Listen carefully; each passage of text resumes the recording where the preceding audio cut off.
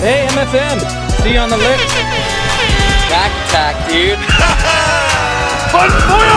Hey, yo, homies. Slide down the big hills. You know what I mean? On the big, nice burgundy snowboard. All right, we got a great episode of The Bomb Hole coming at you, which is presented by Pub Beer, and also it's presented by Run Through a Wall Smelling Salts. Absolute conglomerate in the smelling salt business. Guest hosting today, we got Mikey LeBlanc in studio. Michael, how are you? I am good. How are you, Chris? Doing great. To my left, we got Ivika Jürgenson, or Jürgenson, maybe? That's very good. How you doing, Ivika? I'm good, thank you. Very excited to be here. Well, we're happy you're in studio with us. We got a live audience today, too, in studio for those guys listening. And for the people that are unfamiliar with Ivika and her body of work, we'll call it. Ivika is a snowboarder originally from Estonia that currently lives in Finland. She has a healthy stack of video parts, just coming off of a monumental video project titled Vitamin. It's pushing trick progression, style, spot selection, filming, editing. It's amazing. If you haven't seen it, go watch it ASAP. You're blowing it if you haven't seen it. Previously, she filmed a great segment called Honey, project called Honey, I guess, as well as incredible tricks in the Uninvited. She won 2023 Footage of the Year from Slush Magazine, and it's going to be a fun chat. But I think we should start off, Ivika, by asking what brings you out to Utah. I'm here to go to my friend's wedding. Actually. Oh, no way. Yeah, I'm gonna go to Mammoth in a couple of days, and that's where she's gonna have the wedding. I'm really excited for that. I've never been to a wedding before, so when she invited me, I was like, hell yeah, let's go. I'm coming. Whose wedding is it? It's my friend Megan. She's from California, and she has been my friend for a long, long time now. And now she's getting married. It's super nice. Taylor, how's the spring riding been out here? It has been so nice. Brighton is one of my favorite places to come snowboard. I've only been a couple times, but it's already one of my favorites. How was the trip earlier for the Vans thing I saw here? That was so sick. I have never ridden powder in my life, so this was crazy for me. Like seeing the snow piles, first of all, like the drive up, and like seeing snow piles that are like higher than the buildings. Like I've never seen anything like that. If it snows like, I don't know, like 30 centimeters at home, like we're good, you know? So this was really crazy to see. And then obviously snowboarding part was like out of the world because like I was with Alexa and Mike Rav. Let's give him an air horn. Alexa's in studio for the people listening as well. She's giving us a fist pump. Yes, Alexa's the best. So they took me out to somewhere. I mean, I don't know, Brighton, but we were hiking a bit. And then we were snowboarding down somewhere like in the Powder. And this was just so cool. Like one of the best trips I had this season just because I had never ridden powder before, and this whole thing was just amazing. The weather was so beautiful and the snow, so I might switch to powder riding now. Yes. How was it? How was the arc of learning how to ride powder? Were we talking violent tomahawks, high speed, or were you kind of keeping it upright?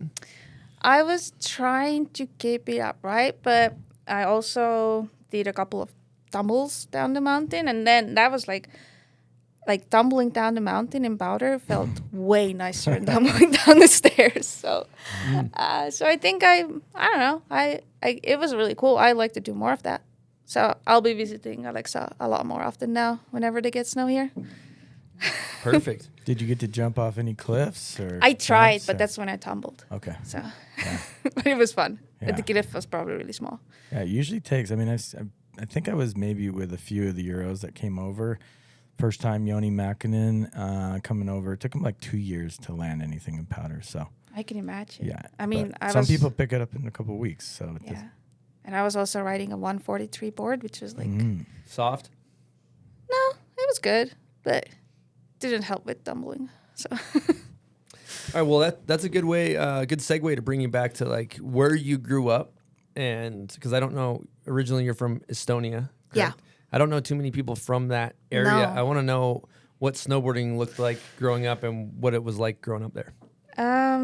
It was really nice growing up there. I'm from like a really small city, like basically from a countryside. Let's say my closest neighbors would be, let's say like a kilometer away. I don't know how many miles it is, like half a mile away. So it's pretty secluded. So growing up was really nice because like I spent a whole bunch of time in the nature, and like I love nature and like just playing around with the kids, or like just kids nearby in that half a mile radius, I guess. In that sense, it was hard to get into snowboarding because you're from such a small place, and snowboarding in Estonia wasn't really a big thing either. It would be like people, like maybe like richer people going to the Alps maybe once or twice a year. But like snowboarding in Estonia, it was definitely not a big thing. I mean, I think it was bigger back then than it is now, which is sad. But back then it was not many people were snowboarding. And so how did you find it? How did you get into it? Well, first I used to ski, but when I say I used to ski, I would go maybe 2 times a year.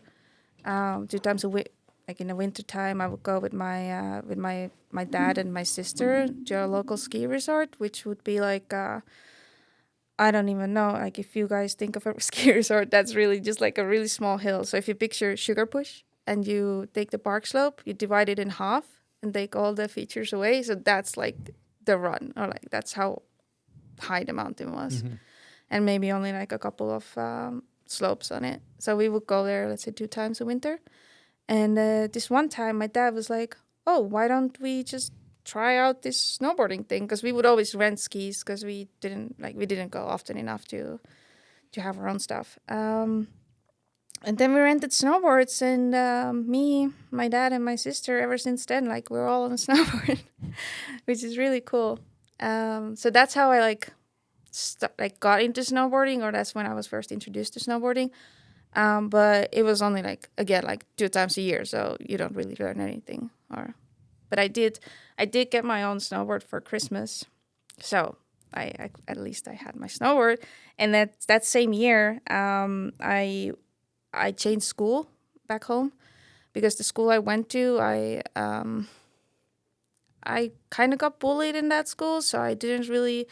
I don't know. I was having such a bad time there, and there was another school close by, so I switched schools, and that was when I started also snowboarding with my dad on that mountain. And then I didn't have any new friends in that school, and I was like, well, how do I make friends? Because I wasn't really. I don't know. It was maybe a little bit hard for me to make friends, and just because I felt like I never clicked with anybody. I don't know why. And then all that. It's funny because like I never really had like girlfriends or like friends that were girls. So when I went to that new school, I was thinking, okay, how do I make friends? And then there was a group of, let's say 5-6 people who would go snowboarding. Like behind our school, we had like a little dirt pile. I wouldn't call it a hill. Like back there, we would call it a hill, but it would literally be like a man-made dirt pile, just enough to get speed for one rail. So these guys went snowboarding there, and I was like, okay, cool. I have a snowboard at home, and like these guys are cool, and like they look really cool, and snowboarding thing looks really cool as well. So I just took my snowboard one day, and I just went there, and I was like, hey guys, I want to try this snowboarding thing as well. And then, but like I would barely like know how to like get down the hill. But I guess I was just desperate to make friends. And these guys were like, or I was asking like how, so like teach me something, like how do I ride this box? We had this pretty wide box with like basically just a ride on or whatever. And then they were telling me like, oh, well, why don't you, like you can just like you go straight and then you do a board slide. So first thing they thought it would be a good idea for me to learn a board slide, not just going over the rail or the box. So they were like, yeah, just jump on it sideways and then just jump off, easy. And I was like, oh, that sounds fine. And then I tried it. So I just jumped on, like fully committed, going sideways, just slipped out, hit my head on the box, like blacked out. I guess they probably had a good laugh. Like this girl just coming there with a snowboard and like just falling and bailing like that. But I don't know. I went back the next day and I just like kept on going back. And these guys were really nice as well. So we kind of became like a nice little close group of friends, and we would just go snowboarding every day when there would be snow. I mean, we had snow, let's say, from December till sometimes April, mostly March. So every day after school, we would just go ride that one box. And when we got a little bit better, we had the box welded into a rail. So we took the wooden parts out and just had a rail. So we would ride that rail after school, and we built a little little jump as well. But since the dirt hill was too low or too small to get speed there, so we built like this insane wooden drop-in on top of it. Like honestly, like I've never dropped in a more scary drop-in than that one was. So maybe we can find a picture of it because it looks very bad, very Eastern European, I guess. Respect. So that's how I got into it. So what I think what's very interesting is that for me, snowboarding has never been like taking a chairlift or a ski lift up. For me, it has always been like you hike up, you ride down, you hike up, you ride down. Because like taking those lifts only came like later for me. So like riding streets is just super normal for me. Because like, or even when I'm learning tricks, like I'd rather just hike a feature because that's maybe what I'm used to, or like it's something I like, I guess. God, I love hearing that. That's so special too, because you get into snowboarding and you have these purists and they're like rails are stupid or like, you know what I mean? And it's all about mountains and it's like, depending on your environment, that's all you got. Yeah. You got a dirt hill and you got a rail. Exactly. And you can have a blast. I mean, of course we wanted to go to the mountains, but like, well, I'm like, I think it was at the age of 15 when I started or when I did that. And then like where are you going to go? Like, I live nowhere near the mountains. Like the closest ski resort in Estonia was like 2.5 hours away. So if you don't have a car, which you don't when you're 15, like we can only drive when you're 18. So it's like your only option is to go to that dirt pile. So, So how was that first year? Did you end up learning a bunch of tricks? I mean, that's pretty quick to just get right into riding. Yeah. Get that addicted. At first it was friends, but it seems like it quickly shifted to something you loved. Yeah, I felt like, I don't know what it was about snowboarding, but I just felt like right at home for some reason. Like, I don't know, I just liked it so much and I became really obsessed with it, I guess. So it was more like everything was around snowboarding, and those friends were the same. So I felt like we were all like this little community, and we really enjoyed what we were doing. So. God, that's such a cool thing to highlight too, because thinking about snowboarding, I always look at like vehicle for self-expression, because it's something that you can take and you can express yourself, but it's also such a great vehicle for friendship.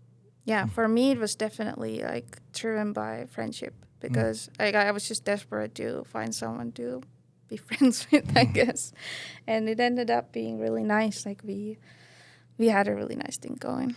So where did you go from there? You're learning tricks. Did you start doing contests? Did you? I did. Yeah. That's funny, actually.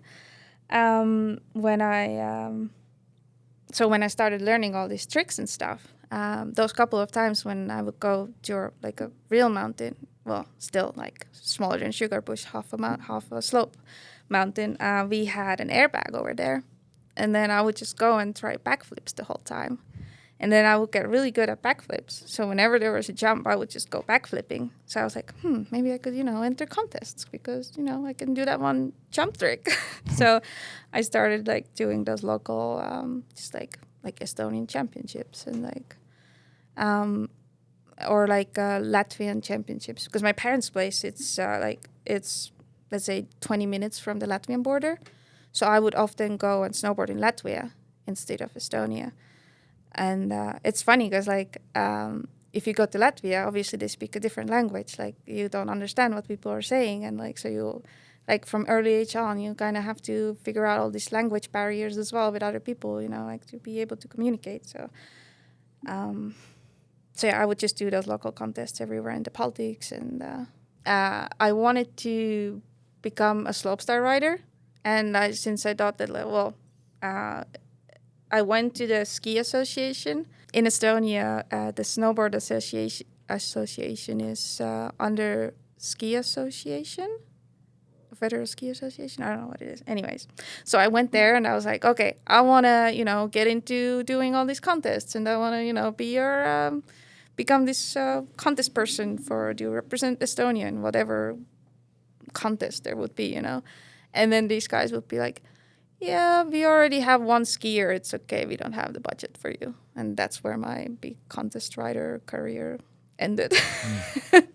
And then I would start doing stuff like Volcom peanut butter rail jumps. I think these were a really important part about like why I kept on snowboarding, I guess, because like there would be so many, and they would be like happening like in like a close proximity as well, like in Latvia or Estonia, Lithuania. Like you just drive there, and like I don't know, it was just always such a cool vibe. And I used to be very competitive as well as a kid. Like now I'm 100% not competitive anymore. Like I really don't enjoy competing. But back then I was really into contests, and the peanut butter rail jam was really like something that, like, first of all, like you get so many cool prizes when you go there, and like then you get the chance to go to the European Championships, and if you win that, you will go to the one here in America, and like that was a really cool part of snowboarding. I remember it's such a bummer that it's not happening anymore. Did you make it all the way through in peanut butter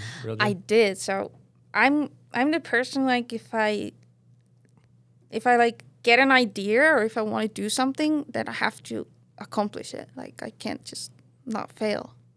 I'm having troubles with that right now, but back then it was really like extreme. So my goal was to win the peanut butter, because that was just what I was doing at that time. It was before filming and all. So I won the Volcom European Championships, and then that was the first year they didn't send the winner to America. So I was super bummed, because that was like my whole, like, I don't know, I really wanted to just come out here to be able to ride that contest, but it didn't happen that year, but at least I got the European one, so... So I'm really curious, thinking about, for listeners that aren't familiar, you have Europe, and then you have kind of like Eastern Europe's its own little zone where you have Lithuania, Latvia, right? Yeah, and Estonia. What am I forgetting? So it's called the Baltics. The Baltics. Yeah. It's Estonia, Latvia, Lithuania, but I wouldn't call Estonia Eastern Europe. Only like I can make fun of it and call it Eastern Europe. Okay, but like I get kind of offended when other people say Eastern Europe, which is funny. I just heard you say it earlier. Yeah, I know, because I'm making fun of myself. Okay, Like it's right. like I use it like to my. It's like telling a sad story. Then it's like I'm from Eastern Europe, but when I want to see more successful, that's when it's Northern Europe or. Got it. Copy that. Okay. Yeah. Yeah, so how was the scene there? Because I don't know of another snowboarder from that area. No, there was the scene. I think for me, like I said, we had those 6 people or whatever that we were riding with. For me, this is the scene. This was the scene for me, because we were so far away from the ski resorts or from anything. So for the first couple of years, for me, it was really just that small group of friends. And like back then, we didn't have any like magazines. Like we wouldn't get any European or American magazines or anything. So it was really just like our group of friends. It was only later on that I learned about that there's this whole thing like being a pro snowboarder and like I don't know, like all these things, But actually there is one guy from Estonia that his name is Marja Visnap. And if you look at that spot right there, he rode that spot before this guy did. Or before MFM did, not this guy. He pioneered Marco's spot. I wonder if he showed him the spot. I don't know. Maybe they did. But he was killing it at the time. And like he was really good. But he never made it out of Estonia, I guess. So A lot of pro snowboarders, they go on trips to Helsinki and then they take the boat right over to Estonia. Yeah. It's super easy because the boat takes you right to the heart of the city. Like I don't know, have you ever been? I haven't been to Estonia. No? Okay.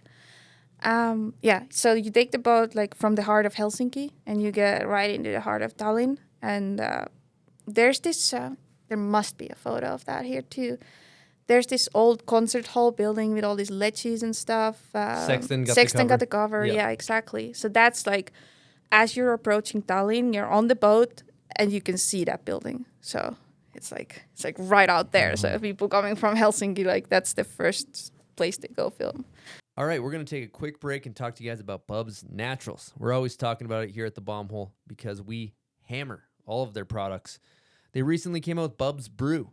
It's their coffee bean, the original blend. It's USDA organic, it's fair trade, and also it's the first ever coffee bean to be Whole30 approved. Another thing we're going to talk about today is Bubs Fountain of Youth Collagen. I actually just discovered that they made flavored collagen. Didn't know that. And I've been hammering the Fountain of Youth Collagen because it's tasty. It's a nice berry flavor. And we all want to relive our glory days out on the battlefield. And if you want to do that, you got to take care of your body. And collagen is huge for, recovery. So you can go out there and pretend you're still 18 years old, even though you can't grab your snowboard. So we recommend Bubs Naturals. If you head on over to their website, bubsnaturals.com, use promo code BOMBHOLE to get 20% off your order. Again, bubsnaturals.com, promo code BOMBHOLE. Get there.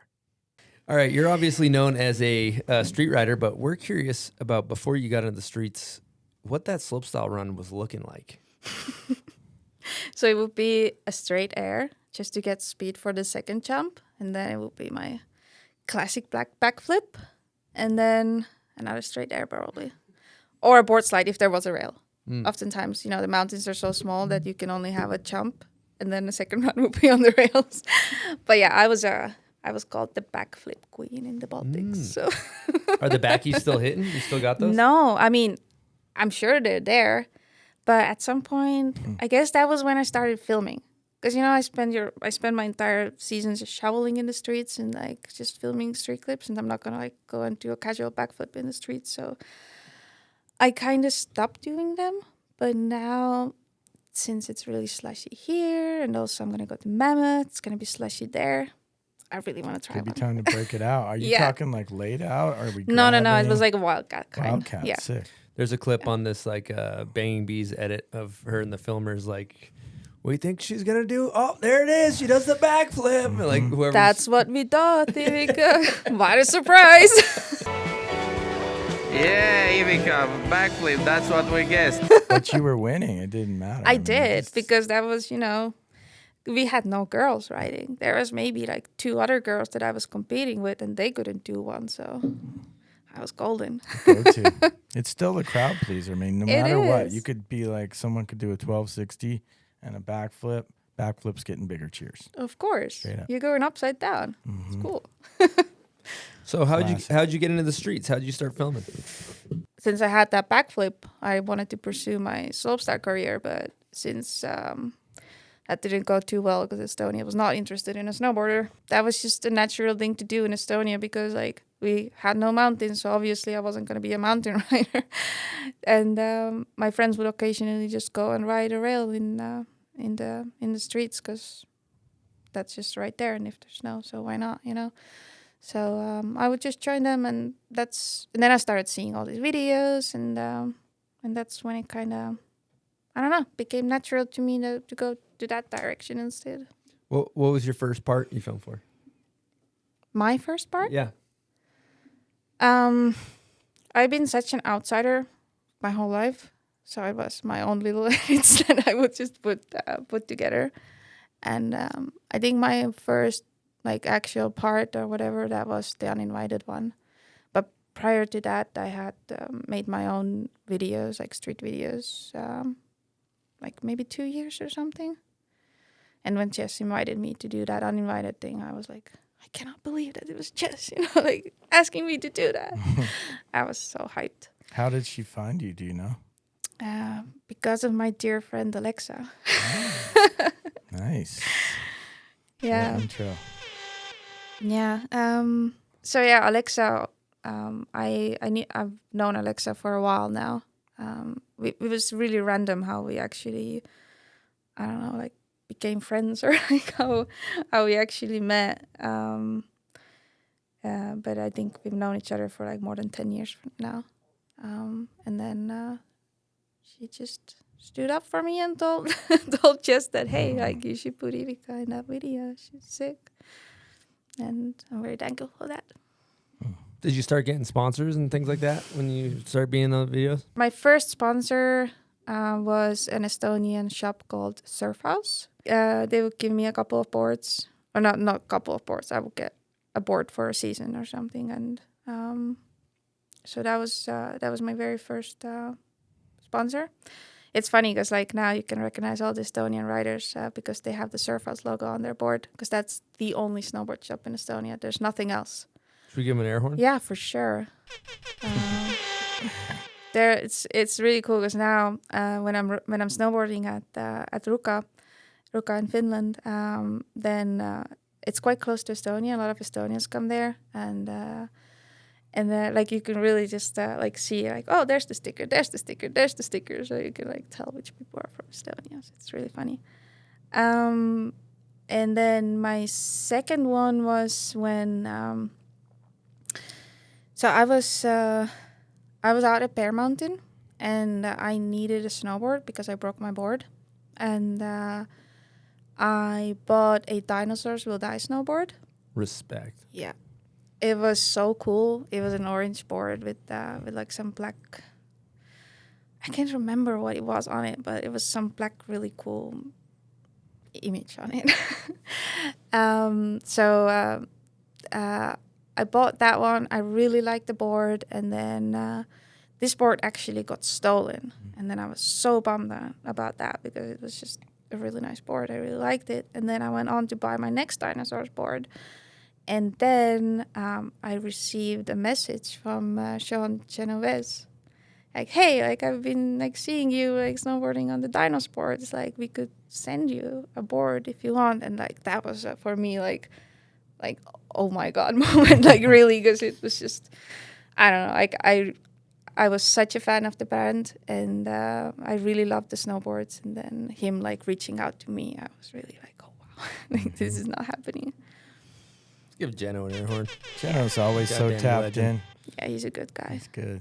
Yeah. So what were you doing out in Bear? So growing up in Estonia, not having mountains, but still watching snowboarding videos and seeing like the Sunday in the Park videos. And then I was like, I knew it then, like this is the place I need to go. Like I need to see this like in person. Like I need to ride there. So when I finished high school and started university, I think on my second year or something, I went out there for 3 months. I maxed out the ESTA, like you can stay here only for 3 months. So I booked my flight the first day and the 90th day back. So I went there for 3 months, and that was the most fun snowboarding that I've done. Did you just roll solo, or did you who'd you come with? I went out there alone. Cool. Yeah. And ended up meeting some locals? Yeah, they were like, I mean, so easy to come to America. I didn't know it back then, but like people here are so open. Everybody's like so, I don't know, welcoming, and like they would like ride with you, and they would like, I don't know, it's so different here because like back home, or especially now that I live in Finland, like people, they don't talk to you. Like you go to a store, like they look somewhere else, or they hide under the tables or whatever, like you can never make eye contact or anything. But it's so different out here. And I just felt really welcomed when I was at Bear, which was really nice, because that was like coming from like having trouble like finding friends or community, and then all of a sudden everybody like is nice to you. It's like, what's happening? Yeah, so that was really cool. I love going to Bear. It's like still the same setup as it always has been. I don't know if you've been since or recently. No, I did 2 years in a row. I went there for 2 months, but then I haven't been since. That's when I started filming snowboarding, and then or like filming streets. But then I just couldn't go back because I was so desperate about going on the street trips and like going out to like to America, and then like trying to film snowboarding is just a lot. Like it's very expensive, and you can't do both, I guess. Well, I kind of want to change gears because I was watching that that Bang Bees kind of like profile piece on you that was really well done. And there's something you said in there, and you were talking about like basically being girly versus being manly, and kind of like being manly as a good thing and being like described as your snowboarding being girly as a bad thing. But you were kind of referencing being girly as a good thing. And I wanted to just hear you kind of elaborate on that on air. At least back then, it was like when you would have like manly style or whatever, you would look like a dude, and this would be stylish. And when it's considered like you're not looking very nice and stylish in a snowboard, then tricks would look girly, and it's kind of like a thing that like why doesn't manly, why is that like sounds like a good thing, and then girly would be like a bad thing. So it was always really hard for me to understand it, because like growing up until I went to school, I didn't grow up as a girl. Like I just grew up as a person. And then like going to school, like you have to like do this physical education separately. And then boys and girls would have like, let's say guys would have woodworking, and then girls couldn't go there. And then girls would have like knitting or sewing or something like that. And like you would kind of, you're like put into those groups already from early on. And then also like when I started snowboarding, it was always like I was still like singled out because I was a girl. Like I was still different, and then I had always troubles with that. Like why? Like how come I am different? Like we're all just people, you know. So that's something that I've struggled with the whole time. And then I guess like calling something manly and calling something girly, like having like negative or positive tones to those words. Like I don't understand that. Yeah, it's just like if a trick's sick, it's sick. If you do it well, exactly. you do it well, yeah. Exactly. We got a guest question from Cost Lemons in regards to this topic. Here we go. Hi, Ivika. Cost here. So a question for your bomb hole. I always wonder what it's like for you to be on a trip with guys all the time. So you're the only girl on a trip with only surrounded with guys all the time. And I was wondering, how is that for you? Or would you like to share some of the pros and cons of being on a trip with only guys? All right, have fun over there. Bye. Gus is so nice. Thank you, Gus. When he sent that question, he's like, I might be throwing myself under the bus. Oh yeah, I know. We're on the trips together all the time. So we've been like kind of talking about like jokingly like, oh, I'm gonna ask you this if you're ever, like gonna be on bomb hole. And then I am very relieved that he didn't ask me anything crazier than we've been talking about. So what was the question? Pros and cons of being the only woman on a trip with a bunch of dudes. Yeah, I think for me, since I've never really been on a trip with girls, like the Uninvited was the only time that I was on a trip with girls. Like I've been mostly my whole life surrounded by guys in snowboarding. So for me, this is like I don't mind. Like I think it's nice. Like I find it, especially the group that we have. Like those dudes are riding so well, and like this really inspires me. So I find it really nice to be on trips with people that are like really good, because that kind of makes me want to do better as well. So I don't know. I enjoy it. We have such a nice group of friends. So for me, it really doesn't matter if they're guys or girls or whatever. But recently, I've been hanging out with like a bunch of girls. Like we did the Uninvited event in at Boreal. Tahoe, yeah. Yeah, exactly. And I stayed in a house with a whole bunch of girls. Like Alexa was there, Maria Thompson, and Grace Warner, and like we had a really nice crew there. And then I was like, wow, this is actually really nice. I've never experienced it before, but like recently I've been enjoying like hanging out with group of girls as well, because I like growing up, like I said, like I've never really had many girlfriends. So this is kind of special for me now to like actually having girlfriends as well. So I don't think there's like any pros and cons. Like if the people are nice, like I'm down. Let's go. Yeah. Now, I'm curious, in your crew, let's just say that maybe this last year for reference, who's the worst shoveler in the squad? Who's moving the least amount of snow? Last year, we were all shoveling like crazy, honestly. But you got to throw somebody under the bus. Somebody under the Koss? bus. Who? No, Koss? Koss, I won't throw him under the bus. Tim? There's also Dominic Wagner, but Dom. he's such a good shoveler too. Tim is also a really good shoveler, but damn. And I'm a really good shoveler. I've been told that. Yeah, I'm just shoveling like crazy. But damn, I need to flip a coin for that, really. Yeah, I mean, you could have just a crew of workhorses. It's rare, but it happens. We are honestly, like, I think we're crazy.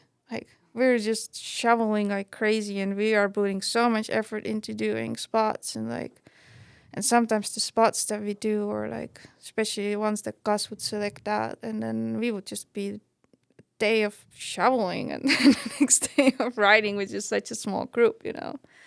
So That's a cool concept to break down for the listeners that aren't familiar with street snowboarding, right? Let's say it's you, for example, you cost Dom on a trip. You guys each have your day, basically, right? So it's like, it's not like everybody just kind of attacks whatever's in front of them. You guys kind of are like, today's going to be Dom's day. yeah, Ivika's we're day. really organized. Like, we all have our days, and we all get to choose our spots, and then whatever we choose, the others have to shovel. I mean, that's how we do it. There's still one spot, like I have this one really cool spot back in Finland that I want to do. And like this whole season, I was like teasing the guys like, oh, we're going to go there. It's going to be a big shovel day. But we didn't make it last year. So next year we're going to be going there. It's going to be a whole full day of shoveling. Love that. I heard a little rumor of maybe a fake bush that Koss maybe put in his spot and something like that. Fake. We do that really often. I Just don't like know which you guys one want he your means. spots to look good. So Oh yeah, we do all sorts of spot management. Like we put stuff everywhere and make it all pretty. And if like also like I'm telling you, we are psychos in a way, because like let's say it has rained like crazy in Helsinki, and there's this one spot that we really want to do, but then it's not like we only put snow just enough for the in-run and landing. We just kind of make it all look like, oh, it was midwinter, you know, but actually it wasn't. Like sometimes we would do stuff like that, and it's so silly when I think back about it, but we do it. And sometimes you set up a whole spot and then you get kicked out before you even get to ride it. Oh yeah, that happens. It was just a good day of shoveling, you know. Sometimes I like that when I'm on a spot. I'm scared. I'm like, Oh, me yes, too. We're out. Me Sorry, too. guys. Thank God Feels so we got horrible. cooked out. Me too. I've never acknowledged that to Tim, but there's a lot of spots he probably knows. I'm just like, kind of, please, can someone come and kick us out? But then it's not happening, and I have to go off that roof now. If you really want, never forget, you can call the police on I yourself. know. I have never done that, but I want to know if maybe someone next year. has. I don't know if anybody ever Oh. has. Chris, you aware of anybody? I was watching a skate video years ago with like the girl crew, and Rick Howard actually called the police on them skating That's sick. because he was so over it. That's the only that's real amazing. instance I've heard of that. Yeah. No way. But you gotta respect it. Let's see it in the comments. I want to see if anybody's done that. Or maybe if another person, so it's their day, they're doing the spot, and they're like, oh, I want to do that spot myself. Then yeah. you call the cops on them. That's Next day next is your level. day. You're going. That's the next level. I've wanted to with Sexton. Sexton's one of those dudes who pulls up on like a 700 trier, and you're like, really? This is He had a 3-year this is trier. what you want. This is the thing. Yeah. Yeah. Who's the longest in the crew to get their makes? Me. Are you just saying that to be nice? No, it's me. And Tim's laughing in the background. He knows it's me. Well, I read that you liked, I mean, this is something I read in another interview, that you give yourself 3 tries. Oh, that's with when I'm like having my anxiety Okay. stuff going on. Not at the spots. Like I said, I'm very persistent. Yeah. I like torturing myself. I'll go through the whole day, however tired or hungry or wet or hurt in just away, you know. I'm just gonna keep on going. The sun's setting. I'm like, damn, do we still have enough time? Is the camera good? There's no more excuses with these cameras, Tim. You can just crank the light up. Yeah. No, yeah, I'm big on just keeping on going until I get my stuff, and sometimes I don't, sometimes I do. It was interesting going through your kind of catalog of video parts, because when it started, and this is common, but you're kind of a trick lord. You're doing tricks on down bars and smaller rails and more techie stuff. Yeah. And then it's kind of evolved into like this refined spot selection. I think it was just because like when you start, you jump on every opportunity that you have to film a clip, because like I didn't have a crew, so I was just hyped when whoever would point a camera at me and like wherever we were. So that's just easy. But now that I have my crew and like I have the luxury to have my own day, you know, then obviously I'm gonna choose something that I really want to do, and since I have these people to shovel for me too, so it's I think that's why I have selection now. What makes a good spot? Break it down for us, for the listeners that don't know. For me, Tim's gonna hate me, but I love a good, nice bank that you can jump into. It's like everywhere we're driving, I'm like, oh, there's a bank. Like, I want to do this bank. That's a bank. But you can only have that many banks in your video part, so I have to do other stuff too. But yeah, for me, it's definitely, if there's some elevation, you can jump into a bank somehow. That would be my favorite. Have to find one every year. Good architecture, good background, Yeah. good colors. Exactly. Maybe not like a Walmart back. Yeah, I was thinking about just like a ugly, like, you know, when people go on a trip to like Kansas and they're filming behind like a piece of shit bland building. Like, it's like the Scandinavia is so amazing because the architecture is so good. But for me, it's like when I watch all these American videos, I find it really cool because it's like the spots, you don't see those spots in Europe. So for me, it's really interesting to watch these videos because the spots are so different and they're so...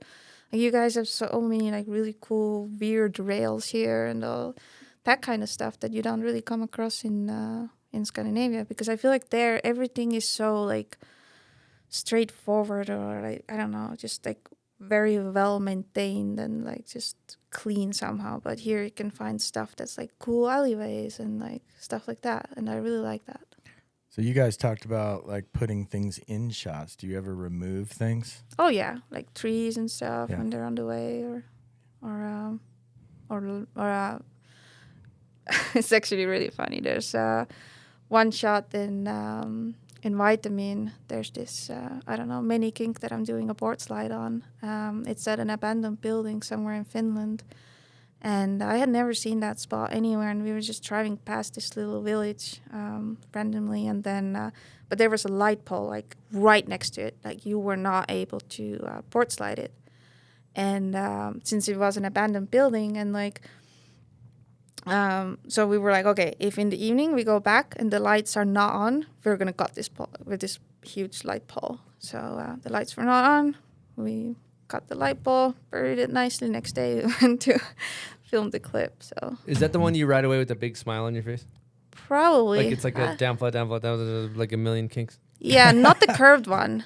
No, it's a straight kink. Yeah, straight. Yeah, and it's like a long ride away shot, and you have a big smile. Yeah, and then Gus comes and hugs me, I think, in the end or something. Yeah, that's the one. That's actually, it was a 2-day mission for me, because the first day we got there, and I, like, the first try, I jump on, I catch my edge, and, like, I kind of, like, front roll onto it or something. Not on the rail, but into the stairs, and that kind of, like, started messing with my head, I guess. And then that day just didn't go good at all. And then we called it, obviously, with the sunset, we called it, not before. and then... There's no light left. No, yeah, exactly. And I was it was springtime. I was waiting for the sunset, but okay, I had to wait for it. Long ass wait. Long day. Yeah. Yeah, otherwise I would I would go through the night. But anyway, so so that day I didn't get the clip, super bummed. didn't get to eat Ben & Jerry's, and then go to bed, go back next day, and it was 19 tries, and then I got the clip. It was like super early in the morning too, and I was like so happy. Went to the store, got my Ben & Jerry's. Good day. Well, that's two. I got two parts. I'm gonna get into the Ben & Jerry's for a second, but I want to highlight you riding away, and Tim keeping the clip long, and you're just like authentically happy and relieved, and it's fucking awesome. Like, you don't see that often. I think because that season or that entire vitamin video part, that was something way different than I've done before, because I was having pretty bad mental struggles, and I think every shot that I got was like a really big victory for me. And when I got that shot, I was just so happy. So I think in this video I have a lot more like real emotions and real feelings in it, and Tim just captured it all really nicely too. All right, well, let's get into that. Yeah. I want to hear about working through that stuff. Well, I've been struggling with injuries for like 3 years in a row. This entire when I filmed the Honey, like that video was just like injuries on top of injuries, and it was a really like tough experience for me, because like I'm not afraid of being hurt. That's all fine. But like when I'm hurt, and like I'm just afraid of where my mind is going while I'm hurt. And then I think I don't know, like a lot of stuff has piled up from the past, and then this year I was like, okay, I had a healthy body, so I didn't want to, I guess, ruin it and go back into that dark place again. So it was really hard to like start filming, especially like early in the season, because like you don't have any clips, like you don't have anything, and you don't want to get hurt because you don't want to miss out on a season. So I was really struggling with that, and then there was just something wrong with me that I didn't fully understand what was going on with me, because like I have always been kind of fearless, and I have never really considered like what could happen or what can happen. But this season, like I like having gone through all these injuries and everything, I just I was having like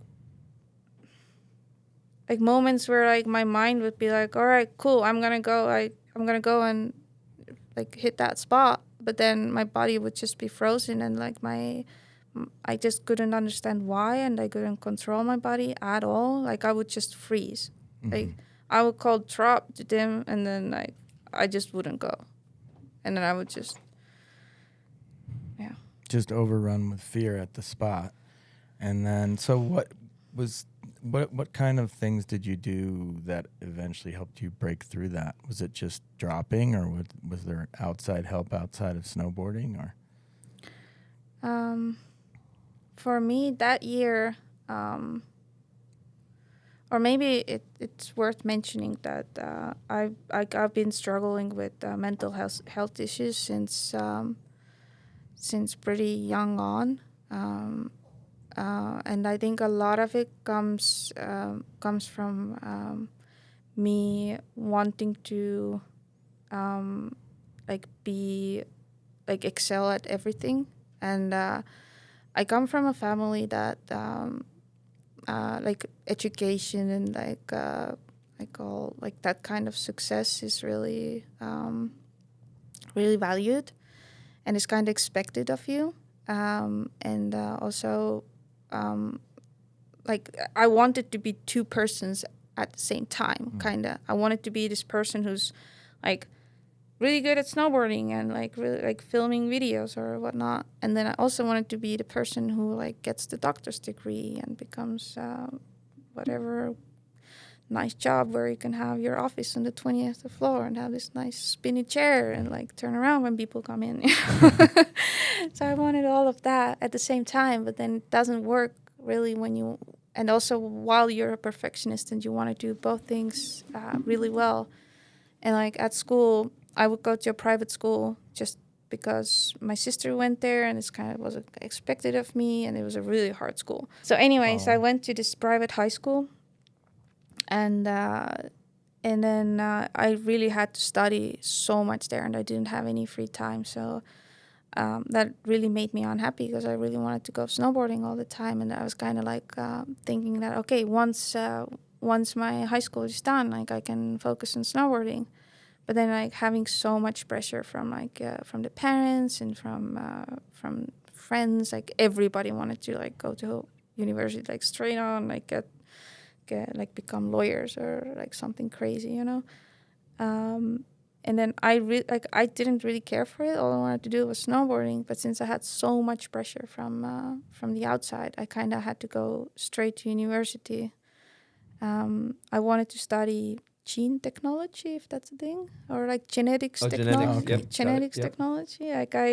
Since I had really good grades, so I got in and all. But last moment, I was like, no, I'll go to sports science because maybe I'll have more time to go snowboard. And then this whole time, like I was again like trying to do two things at the same time. It ended up like taking me 6 years to like finally get the university degree done and like do both. So I think coming back to this now, I think all of my just fears of like getting hurt and everything is like I don't want to lose snowboarding because like my whole life I've been kind of fighting to like go snowboarding, and there has always been something, you know, in the way. And so like as I like starting to film this video project, I was like, okay, finally I'm well, like I can snowboard, but like what happens if like I go back to that when I have to like fight for it again, like or I'm not like able to do what I want. Yeah, I can tell you love it. I mean, Kaz shared that too. He was like, we were joking on the phone earlier about how I love to take the summer off. He was like, yeah, you know, I like it. But he was like, she just wants to snowboard. Oh, yeah. 365, 247. I do, because like I didn't have the chance to do it for so long. Or like, I don't know, I'm going to start crying, but it's fine. It's good. Emotions good. It's, yeah. Because for me, it was like when I did university, I would go to Let Us Help in the summers, just to be able to snowboard in the summers, because then like I could do, you know, 2 things again, would fit all these things in 1 year, you know. So basically my whole life I've been just like finding ways to go snowboard, and I understand that these guys, like Gus, for example, like he would snowboard, you know, like indoors, and they're open 365 days a year, and you go whenever you want. But for me, it was really like, if I have an opportunity, like I want to go, you know. Mm-hmm.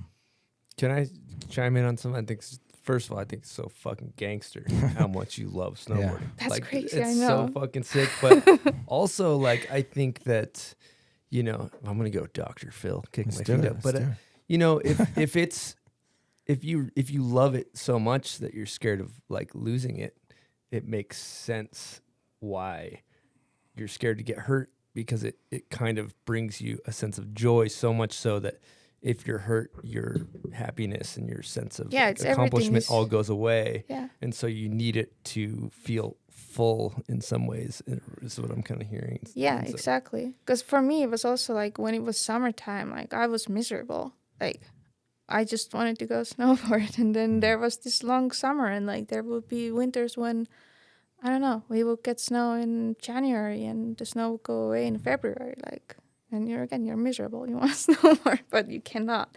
So I think for me, it has always been like a struggle to like go snowboarding. I was like always like, I had to work so hard for it. And like when you don't have like, well, as a kid, you don't have driver's license or anything, you're like stuck there with the conditions you have. So that can suck sometimes.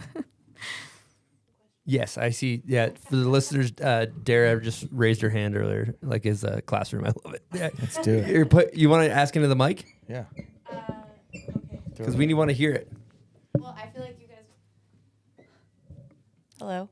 Hi. You guys are probably about to get to this, but maybe not. But I was just curious when you were talking about being afraid, standing on the drop-in and being frozen, calling your drop and then not being able to drop. Like, what did you do to work through that? Can you recall, like, what helped you in those moments?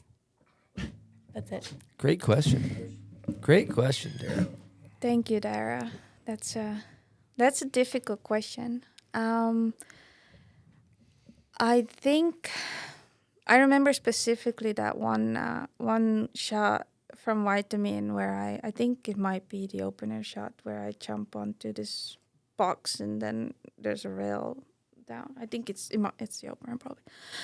Anyways, it was this was a spot like I was like while we were building it, I was just there together with Tim, and like while we were building it, I kind of like knew I wasn't like there is no way I can ride this spot. Like I was just so scared. And so this whole time, so we were building it, and then the next day I was gonna ride because it was quite a build. And this whole night I cannot sleep, and the next day we go back there, and I go, oh my god, like now I actually have to ride this spot. I'm standing on this drop in, and like I'm just like, okay, you've got this, and like I was just like drop in, and then just like brake right before the takeoff, and like I probably did that a million times. It was probably sucks for Tim super much, you know, just waiting there, me calling drop and he pushing the record button, and then I'm not going. But then I had like a really bad like a panic attack there. Like I just like I couldn't breathe, and it was really. But it was more just because I got so angry at myself, like I just couldn't understand like what was going on with me, like because a year or two ago I would have been like I would have done it with my eyes closed, you know, like it would have been exactly the spot I want to ride, you know. And then I don't know, like I was just there for a while and just crying and thinking and just being miserable and horrible, and then.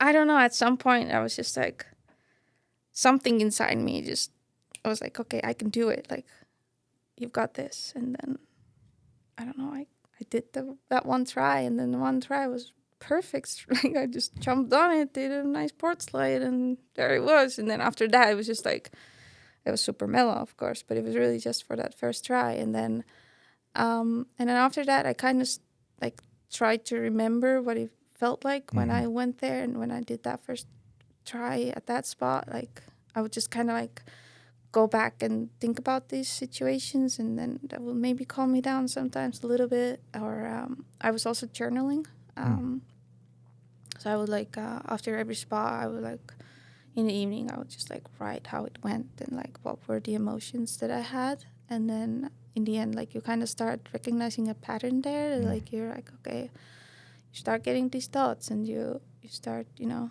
acting like this or that, and then that kind of helped me to realize as well that it's that I can like trust myself, because I probably like had a lot of trust issues, and I kind of felt like as soon as I touched the snowboard, I would just probably get hurt and I'd just be miserable again with my thoughts, and I didn't want that. And just slowly, like once I like the more spots I did, and the also what was really important was the crew, because that spot it was just me and Tim alone, and then it's like if he's like somewhere far away with the camera and you're just all alone there, and you're like freaking out. It's not easy to calm yourself down, I guess. But once we linked up with Dominic Wagner and Cass Lemons, then. Yes. Then I don't know. These guys just make me feel really nice, and I don't know. I feel so comfortable riding with these guys. So definitely, like once we had the really good crew going on, like I felt a lot better.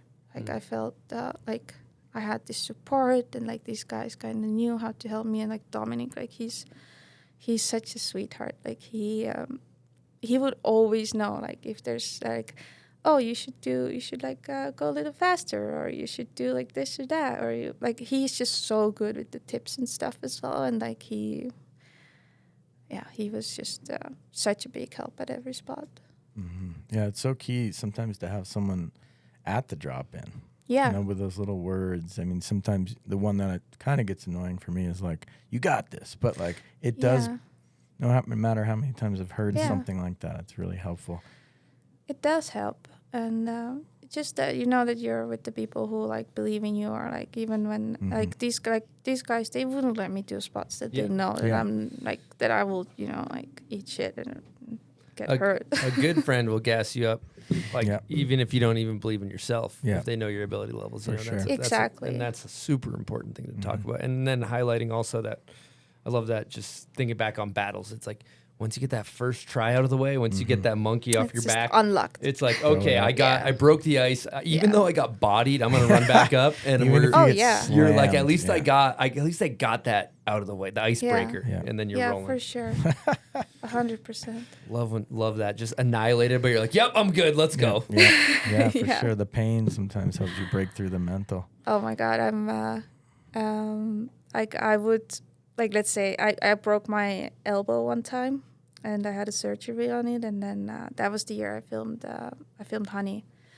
It was a 2-year project for me, so I filmed 1 year. It was super perfect. I was fearless. Everything was so great. And then the next season, I started it with doing a front board on a kink trail in Finland, and it was on the 1st of January. And then I got my heel hitch, and I fell on the stairs. I broke my elbow, and then. But then I was like, okay, like I need to get well because I need to finish this video. I want to put it out next year. And then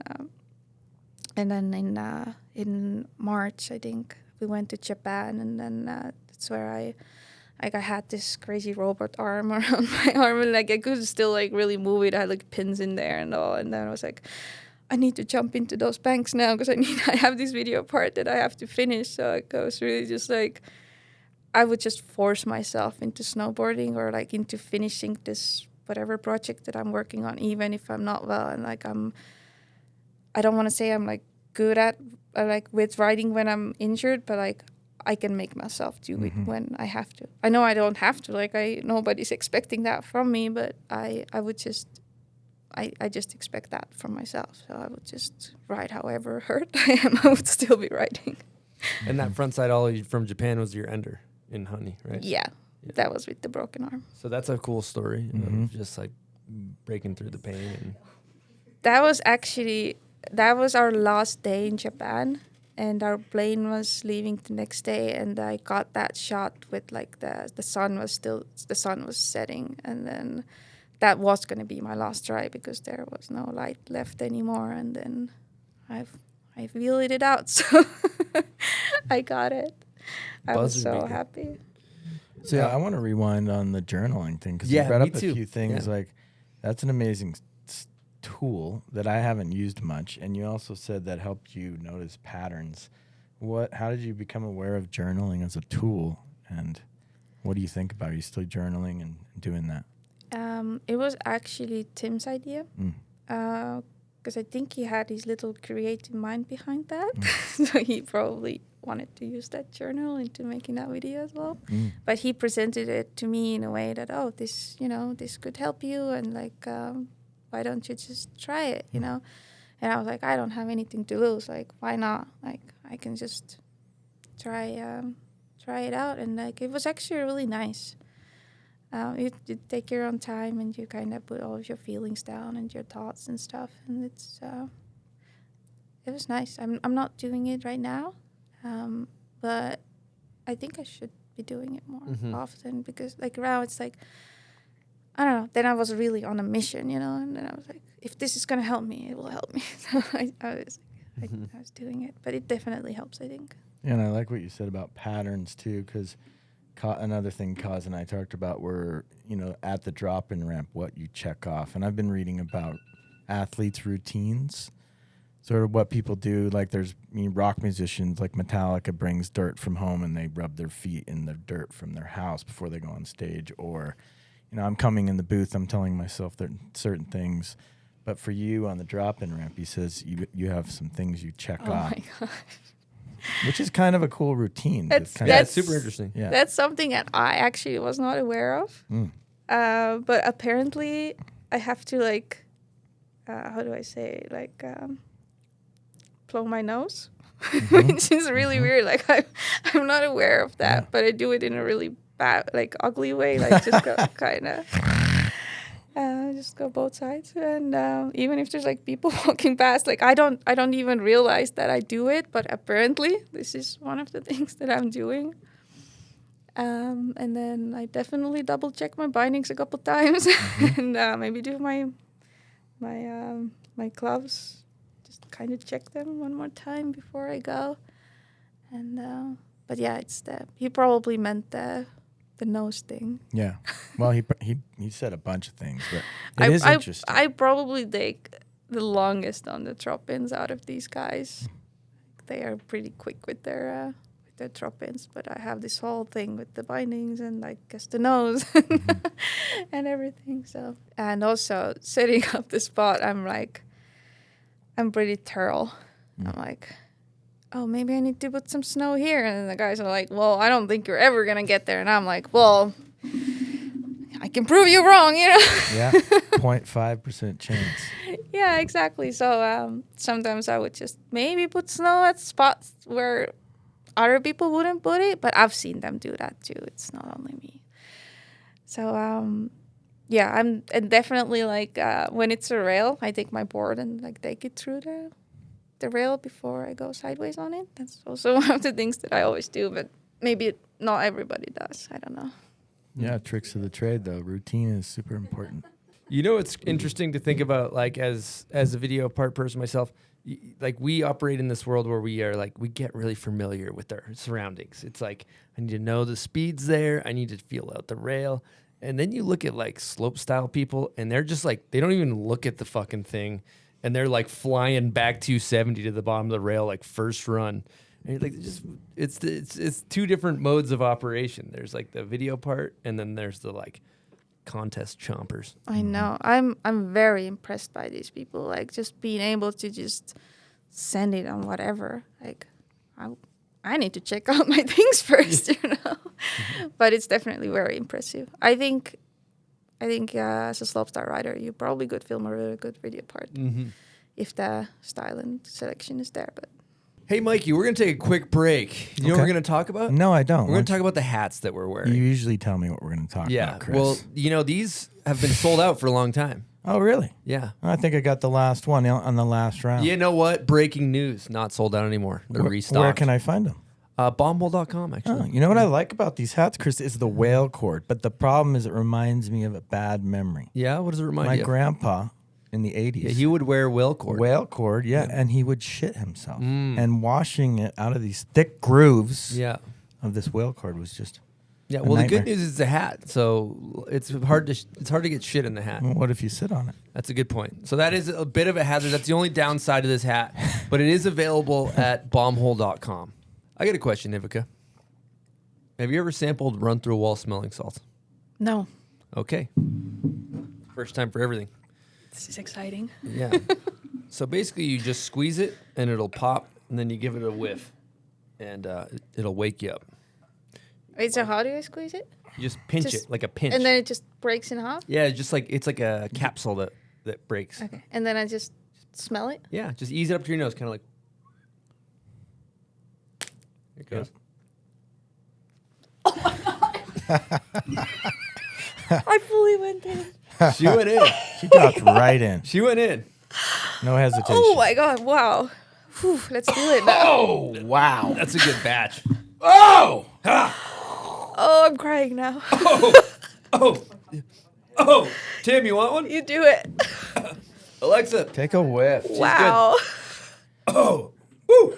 It's a good batch. It's a potential pregame at a spot. Stings the nostrils. Wow. What do they say in Anchorman? He's like, it's a formidable scent. Stings the nostrils. That's what I feel like.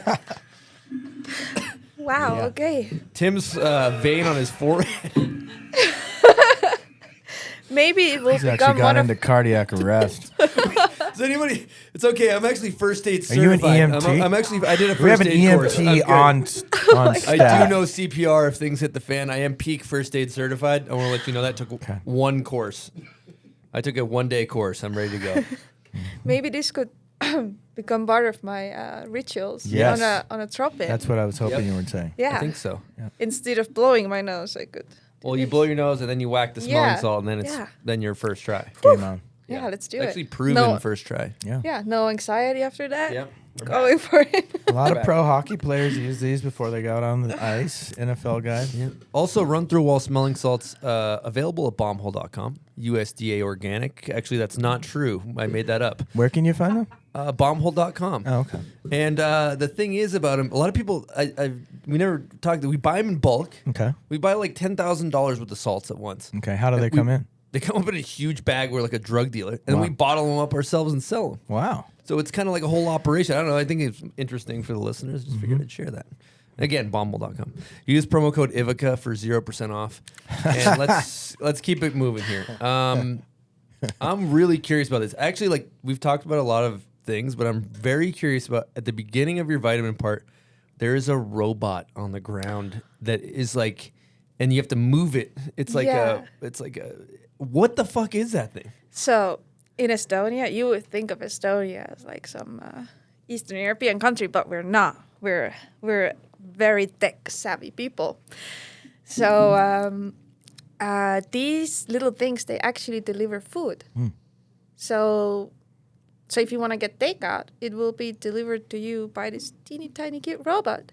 So they're completely on their own, like going to wherever. I guess they have like GPSs and whatever stuff on, but they're actually like they always somehow know when they have to cross the roads, like when the light is green, like they just go over the roads and whatever, you know. It's so cute. Like whenever I see them in Tallinn, I'm just like, just makes my day because they're so cute. And that particular robot, like I guess he's the way he wanted to go. It was through my landing, so he just got stuck in my landing, and he's like little weasels just like going in the landing, and he looked so sad and so cute. So I had to like push him out of there. Yeah, the way you pushed it too is like it's like a little toddler, like a little baby. You just kind of. But they're really like little beings, you know. It's just so cute. R2D2. Yeah, but really, sideways. Do they beep pop? No, but they when they get stuck, they go like, "Help me! Help me! No way! Help me!" Yeah. Wow. And people love them. They help them. They like take a lot of photos and footage of them. They put them on their social media. Do people get shit faced and like focus them? Because I feel like that could happen too. That could happen. That was what goes through my head. In America, like birds, those things would like, not last. Those things, we're anarchists over here. I don't think we don't have respect for anything in this country. They're like, we're gonna do birds, and they're like, we're gonna focus the birds. It's sad but true. But it's also kind of hilarious. Oh, yeah. But I think there they wouldn't do. I mean, just like if you would see one in person, like you are so compassionate for that tiny robot. You know, you're like you want to like cuddle it or whatever. You want to help it, or it's just so cute. Yeah, when it was stuck, it was cute. It was cute. You actually had to move it twice. Yeah, because he wanted to go back onto his road, so I had to like push him out. So cute. Yeah. You know what my theory was on that thing? I thought it was like a Google Maps thing where the Google Maps cars drive around. Yeah.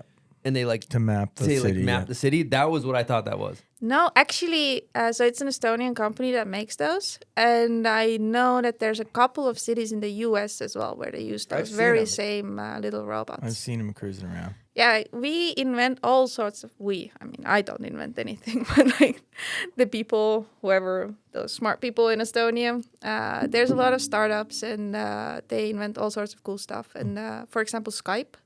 It was originally invented in Estonia as well. Cool. But then they sold it. How many people live in Estonia? We have about 1 million people. Wow. So very small. Damn. Yeah, I'm very special. Yeah.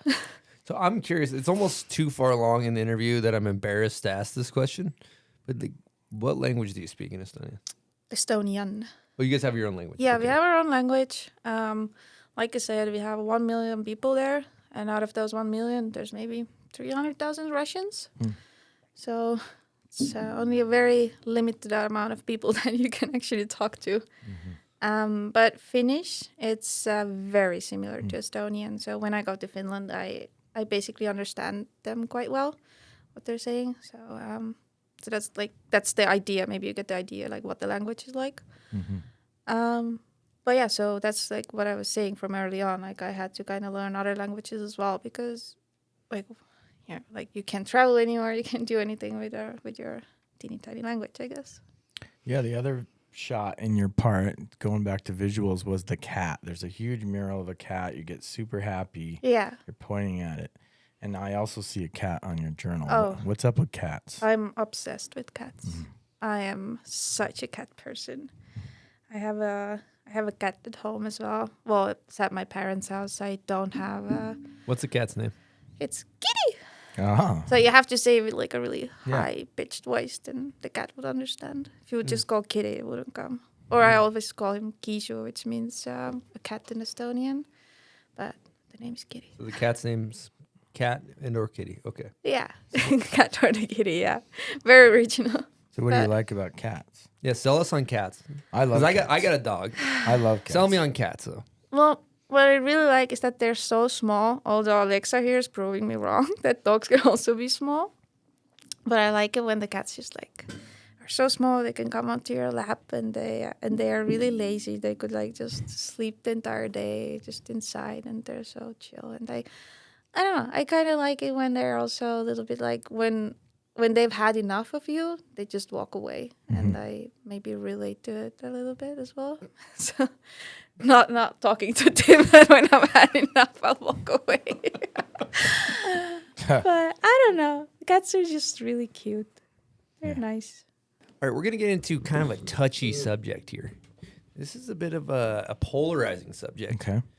And so it's interesting going through your video part timeline. I was watching your early stuff, and then in Honey, you're wearing a helmet on all your early footage. Yeah. You already know where we're going, and you kind of there's like a slow evolution of no helmet. I'd love to hear why. So, when I told you that I did my very first board slide and then I hit my head, after that I went to a store, got a nice pink helmet, and then because I thought I don't want to hit my head again, so maybe it's necessary. So I've been kind of wearing helmet, or at least I wore a helmet ever since then. And then when I filmed Honey, it was like it sounds really bad, but it just I liked how it looks when there's no helmet, when people are riding without a helmet, and I guess I just kind of took it off at spots where I felt comfortable enough to take it off, and that kind of evolved into me not wearing a helmet at all. But it's not really anything that like I'm against helmets or anything. Like I think you can wear a helmet if you want to wear a helmet, and it's a good thing if you wear a helmet, I think.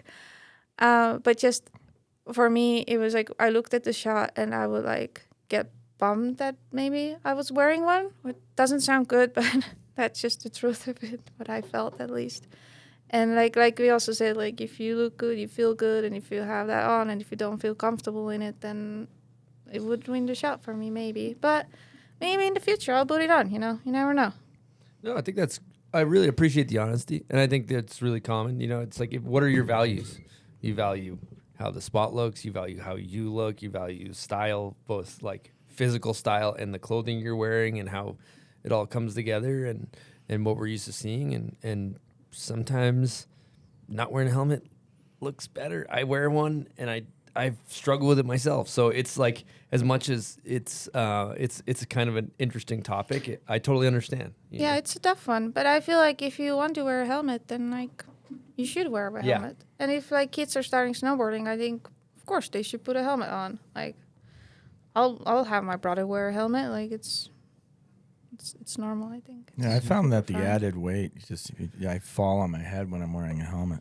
Just Yeah, that extra weight, I just immediately. It's like you're top heavy. Yeah, top heavy right to like the dome. yeah. If I'm wearing a helmet, I'm more likely to smash my head. Yeah. Yeah. Yeah.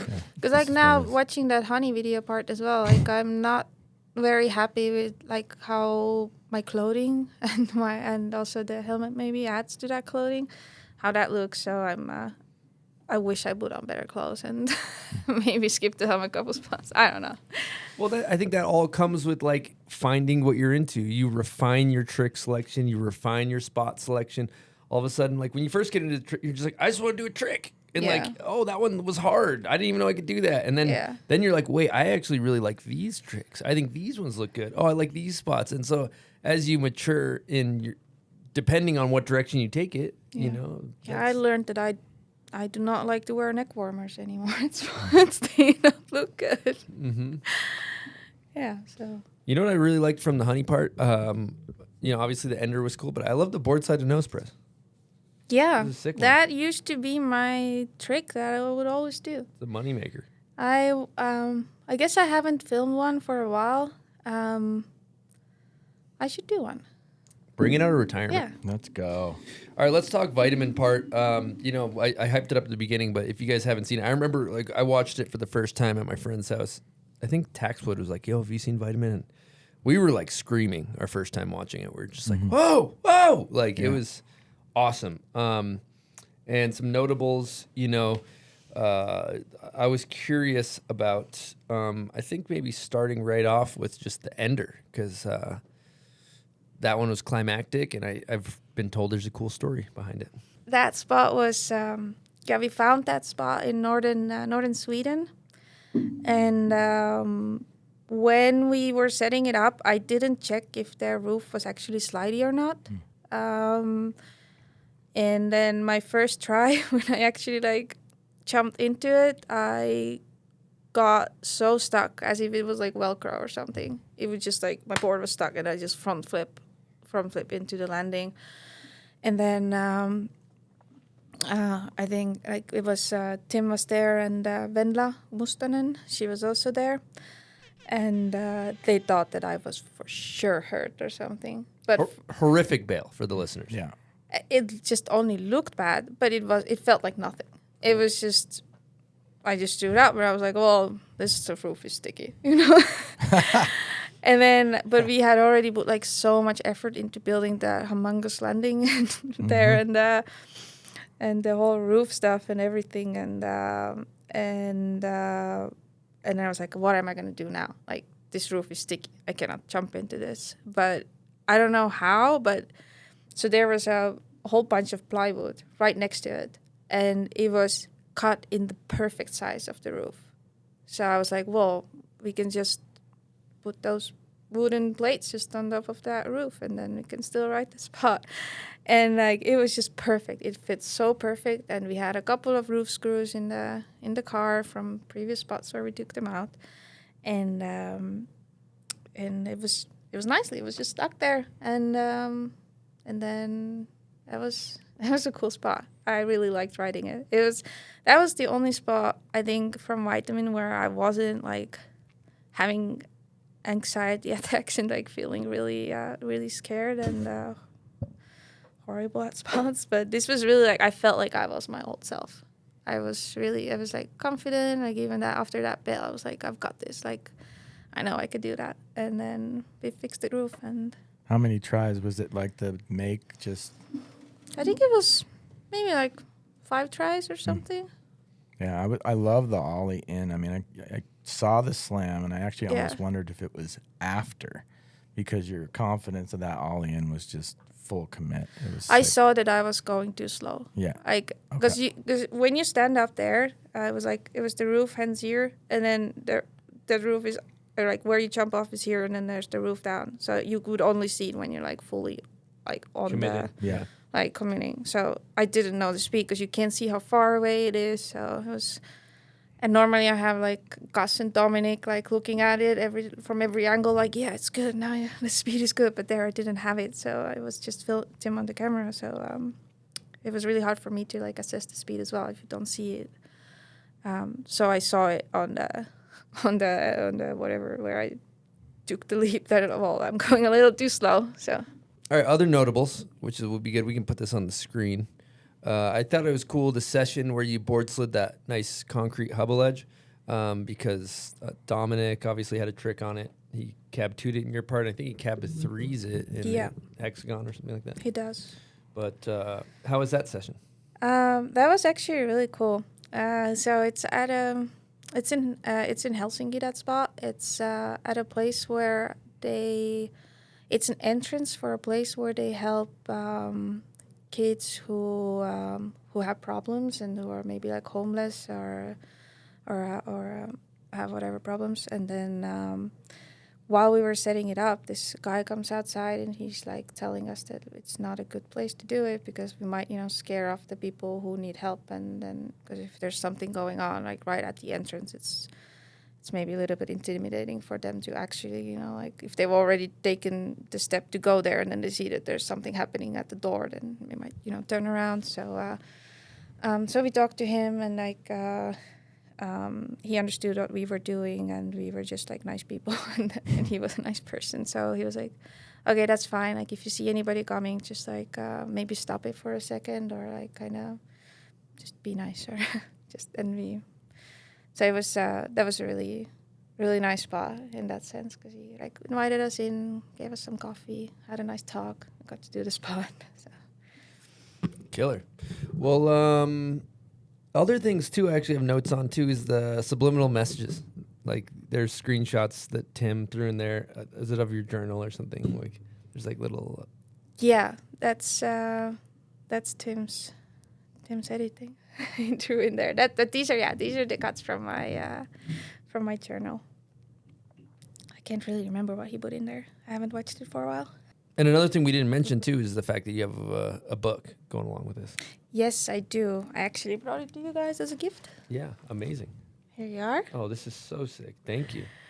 You're welcome. Wow. It so how this came about is when I was writing my journal. Tim had this idea all along in the back of his head that he might want to do something like that, or and then in the end of the season, he went through my journal. Like he didn't look at it during the season or anything at all, and then in the end, he just went through and he thought that maybe like it would be worth like making a scene or a book or something like that out of it. And then our friends from Club Sandwich were super down to do a collab. And that's how it came to exist. It's very cool. There's a photographer from the past named Chris Brunkart, and he made a book once with some Craig Kelly journal intros and like I think some Jamie Lynn stuff.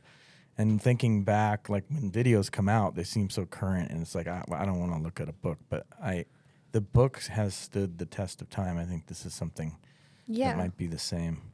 I've actually had a lot of people like coming to me and like thanking me for opening up about all these things, because this goes.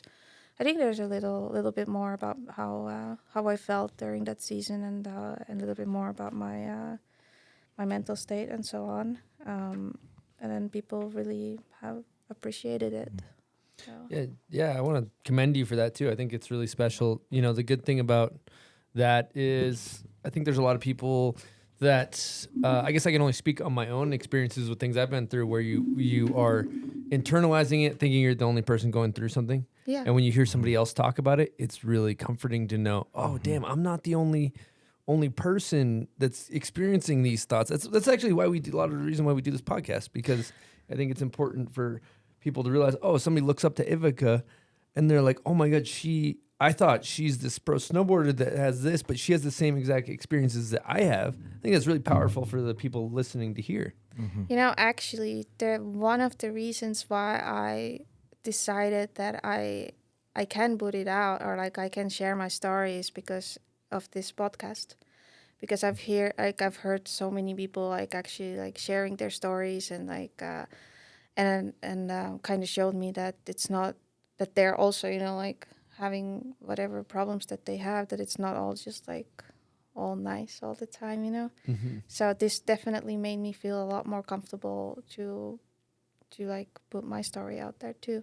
That's awesome. That feels really I cool actually to hear. sent you a book already when this thing came out, but I guess it got lost in the mail. But I wrote a little note there, and I thanked you guys for. Oh, no way. Yeah, I thanked you guys for doing this podcast. Well, that's even cooler to hear it on air.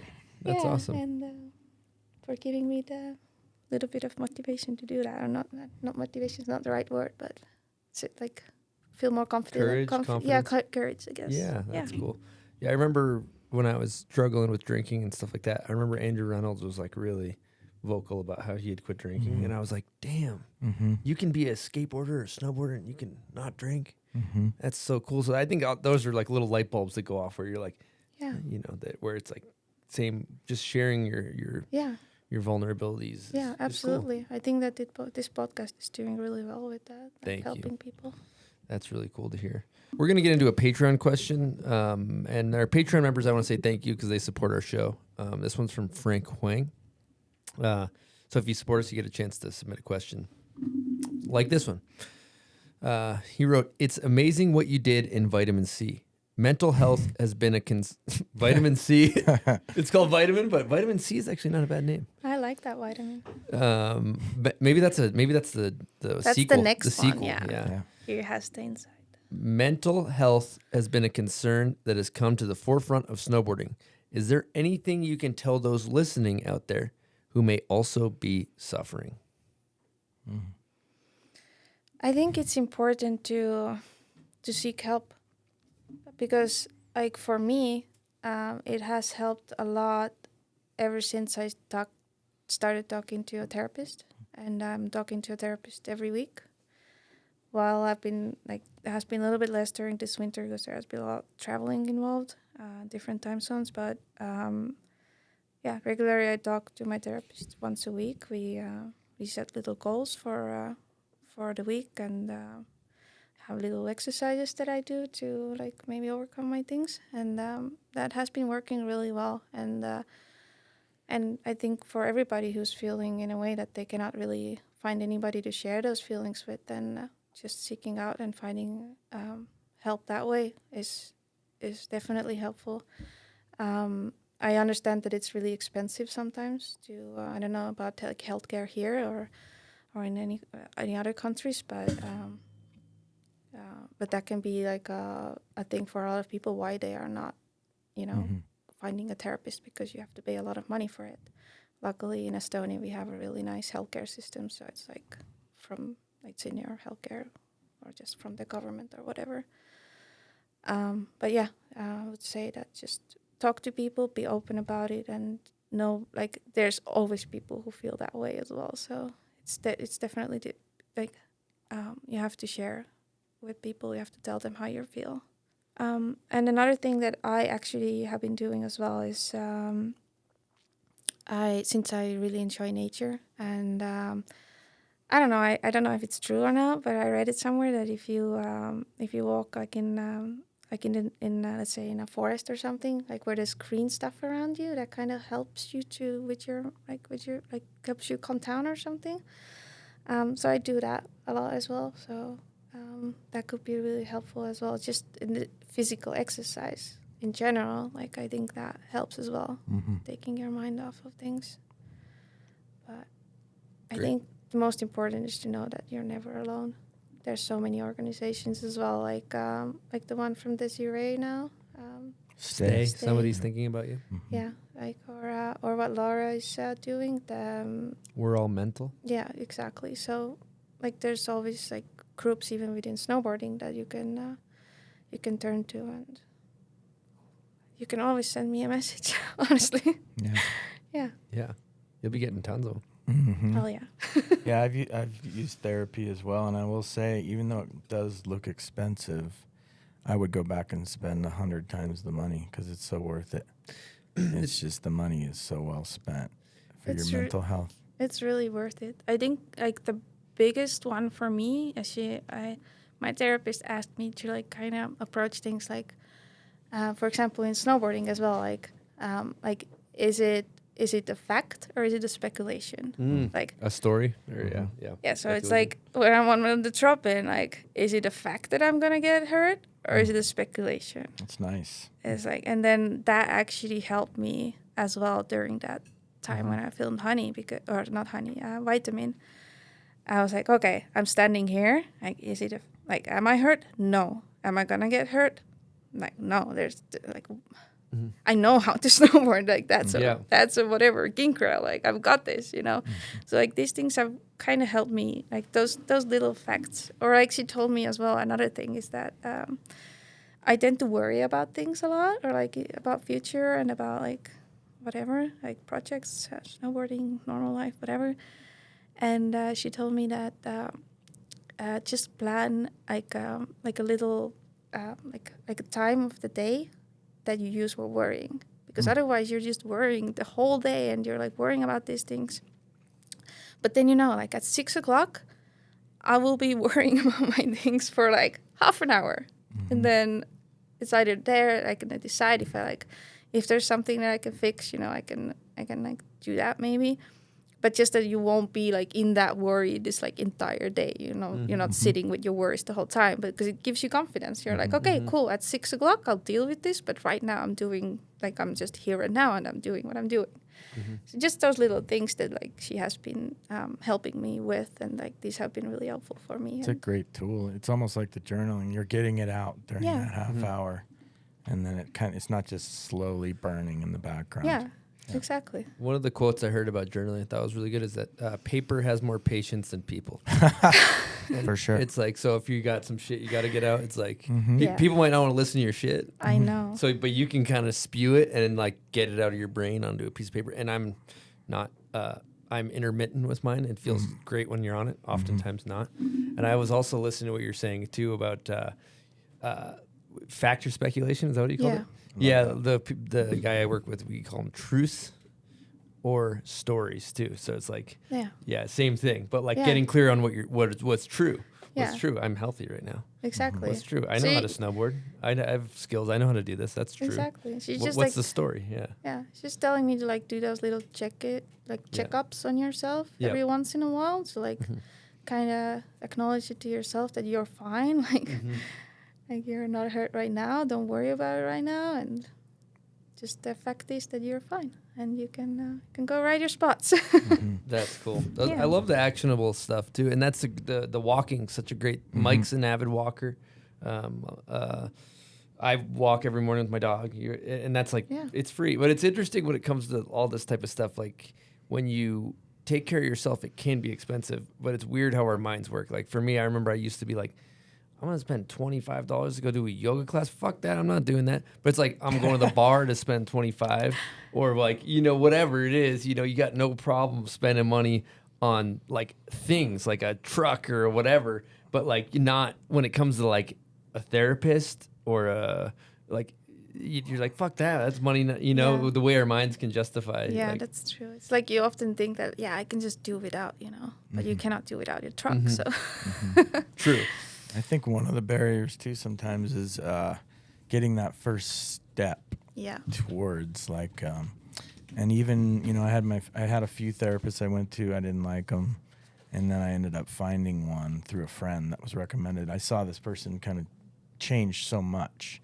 But do you have have you been through several till you found one, or what's I have done therapy with a couple of people, or a psychologist. Then I had it was one when I went to university. It was a guy. But I don't know. We didn't really click that well. You gotta connect. In the beginning, it was fine, but then I don't know. He almost like told me like, "Have you like considered like not snowboarding?" And then I guess I just got angry at him, and he was like, "It seems like all of your problems are just based around not snowboarding." Doing what you want to do? I know. That's horrible advice. Yeah, you fired that guy right away. I stopped going there because I was like paying that guy out of my own pocket as well. He was supposed to be like, I went to this private practice, but now I'm just with the government practice, and it's nice because the girl that I'm talking to right now, I've never met her in person. It's just all through Skype or whatever, and I don't know. It's just really nice, like a little safe space. And this person, like for me. Maybe she's not even real, It's just this person that I can talk to, and she's helping me. You know what else is wild is your vulnerability with the journal, because like I would never let anybody come take a picture of my journal.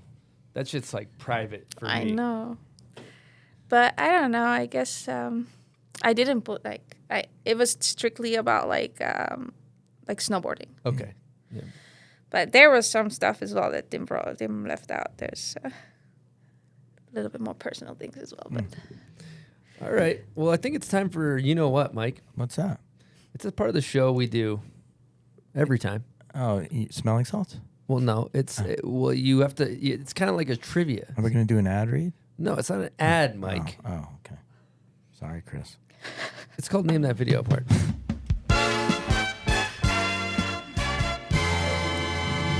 Name That Video Part. Name That Video Part is presented by Woodward, Mike. Did you know that? What is Woodward? Well, it's a mountain here in Utah. Okay. It's not just a mountain, though. They got an indoor skateboard park. They got foam pits. They even got parkour. Wow. Well, you know what, Chris? I don't like driving very far. I don't want to just drive super far to a mountain. I'm not going to do it. You know what, Mike? It's only 15 minutes. It's not even a far drive From Salt downtown? Lake. Wow, okay. Yeah. What else do they have?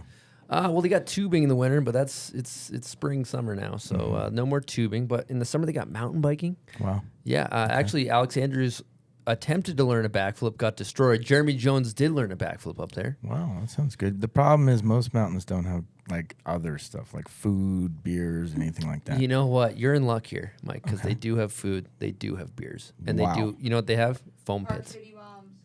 Wow. Okay. Well, I'm trying to like learn backflip, so maybe the foam pit is the spot for me. You can't backflip? No, I've never This done. is the place for you, then, Okay. Michael. Okay.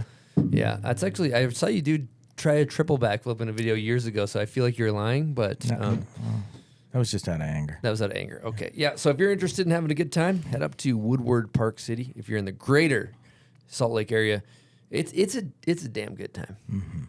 All right. Let's get into name that video part. How are you feeling, Ivika? Confidence level 0 through 10. Oh my God. I minus a trillion. Minus a trillion. That's a new record. That's the world's lowest. That's the world record. You have a record for the lowest confidence level. I am so bad with my memory, or like I cannot remember like music. It's just like I like music, of course. Like I know songs, like I can sing along and so on. But when I just watch a video, like I cannot. Like I don't know. I just part of my brain just doesn't work. Well, let's add a little pressure because if you don't get this I right, know. what does she not get, Chris? You don't get a prize pack, which is filled with bomb hole merch, including smelling salts. Big loss. The too. good thing is, you know who kind of pointed me in the right direction on this is Tim. So if you don't get it, it is not my fault. Okay. You guys can sort that out We'll amongst each other. blame it on Tim. He's gonna have to buy me all the bumhole stuff. Then. Yeah, he's full retail. Full retail. Should have made it harder, Chris. Well, we'll see how she does. All right, here we go.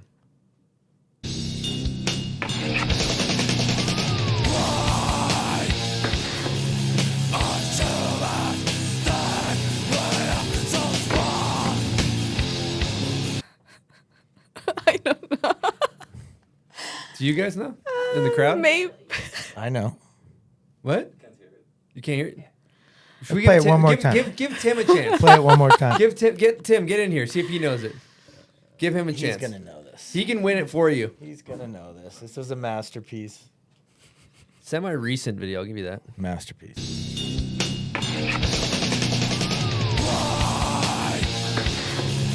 All right, say it into the mic if you know what it is, Tim. Say it into the mic. Wait. It sounds so familiar. Okay, we'll It's give a- you a hint. I'll give you a hint. The guy, he's from the Midwest. He's got what's one of the best styles in snowboarding. It's like it came out in the past few years. Oh yeah, I know. He doesn't wear a hat when he snowboards There's a lot. three people There's in the three video. people in this video. He has first part. It's a street video. Oh, is it from Good Sport? Wow. Uh-huh. We're going to give you... I can get that back now. And first part. First part. Okay, Spencer at the end, and then it must be Tommy Gesme. Boom. It's Tommy Gadsby. Tommy got it. Yes. All right, you earned it. I can't believe it. You got it. It's- Sick bag. Hell yeah. I'm so proud of myself right now. Yeah, you earned Nice. that one. And it's one of my favorite videos. It's a great video. It's so good. It's a great video. If you haven't seen Hell Good yeah. Sport, go watch it. It's, I'm it's so a hyped. masterpiece. All of the items in there are available at bombhole.com. So hyped. And yeah. I'll put it here. Yep. Congratulations. I'm glad you would have been flying home without that. Just so you know. I'm so proud. You should be. Part 2, this is another great video. And you know, we got to give the Euro some shine, so I'm going to give you guys a little bread. This is for the listeners, right? For the listeners, yeah. It's not for Ivika. This is for the listeners. If you know whose part it is, comment on the photo of Ivika on Instagram when this episode comes out. That's where we pick our winner. Here we go.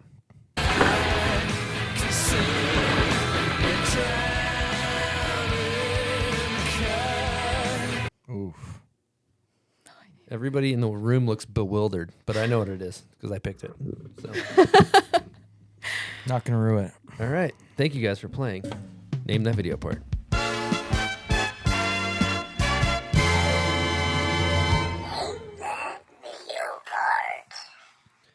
All right, we got Tim in the room, but Tim did submit a Seattle slew of guest questions. So we are going to get into those. Here we go. First one. Okay, I'll just throw in one more guest question just for fun. Chris, you always start these episodes with a beautiful book report on your guests. Ivika, what is your favorite achievement that Chris would never be able to find out about? Yeah, so that's a good one. That's my that's probably my favorite achievement in snowboarding or in life in general. Yeah. There is, you know how there are these crossword puzzles like they come like in whatever crossword books or Yep. they're newspapers or Yep. whatever.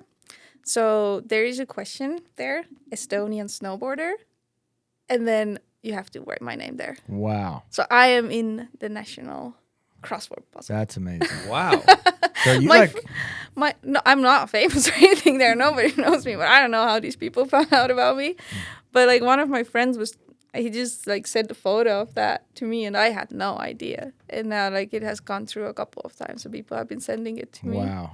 That's But very it's- cool. And full name, that's a lot of... No, just the last name. It's the last name of the got it. Estonian snowboarder Okay. or whatnot. So Wow. That's really cool. That would have gone in the intro too, for sure, had I known that fun fact. I think that's a bomb hole first is what that is. yeah. I've never been in a crossword. Have you? No, I have not. I don't think I ever will be. All right, next question. This was from Tim. Again, there's a three-parter. So this is question number 2. Hey Bommel, I hope you guys are having a great time in the booth today. I have a question for Ivika. Ivika, you travel around the world to all these fantastic places to go snowboarding, and recently moved to Ruka to be close to the mountains. But why do I still get the feeling that your favorite place to snowboard is simply in your parents' backyard? Hope you guys are having a great time. Looking forward to the episode. Cheers. that's a good question. Thank you, Tim. I think it's just because it reminds me of the old times. You know, it is so nice. You're all alone. It's so nice. You're all alone. No, that's not the part. But it's just really nice. I enjoy hiking. I enjoy learning tricks, and that's what I can do on my own tube. Mm-hmm. Or I have a rail too. And my parents' backyard, we have like just enough elevation or little hill where you can take speed, and you can put your rail or tube just flat on the ground. So I don't know. Whenever I'm there, I'm just always hiking that tube, and I have a really nice dog there too. So the dog is always with me. It's just the best time. I don't know. I enjoy it so much. But I like that comment too about Dom being fellow vegan and also having food, going on trips with people when they're just like, I want McDonald's or I want, that's a tough thing. But he likes McDonald's. But He's like, let's he's a go to vegan. McDonald's. He likes vegan McDonald's? Yeah, he does. Wow. And I'm just like, no, Dominic, I can't anymore. Okay. And All right. but he's a very good chef. I would love you to sell us on being vegan. Well, I think here in America, it's crazy easy. Like, you guys have so many really nice vegan options, and it tastes really good.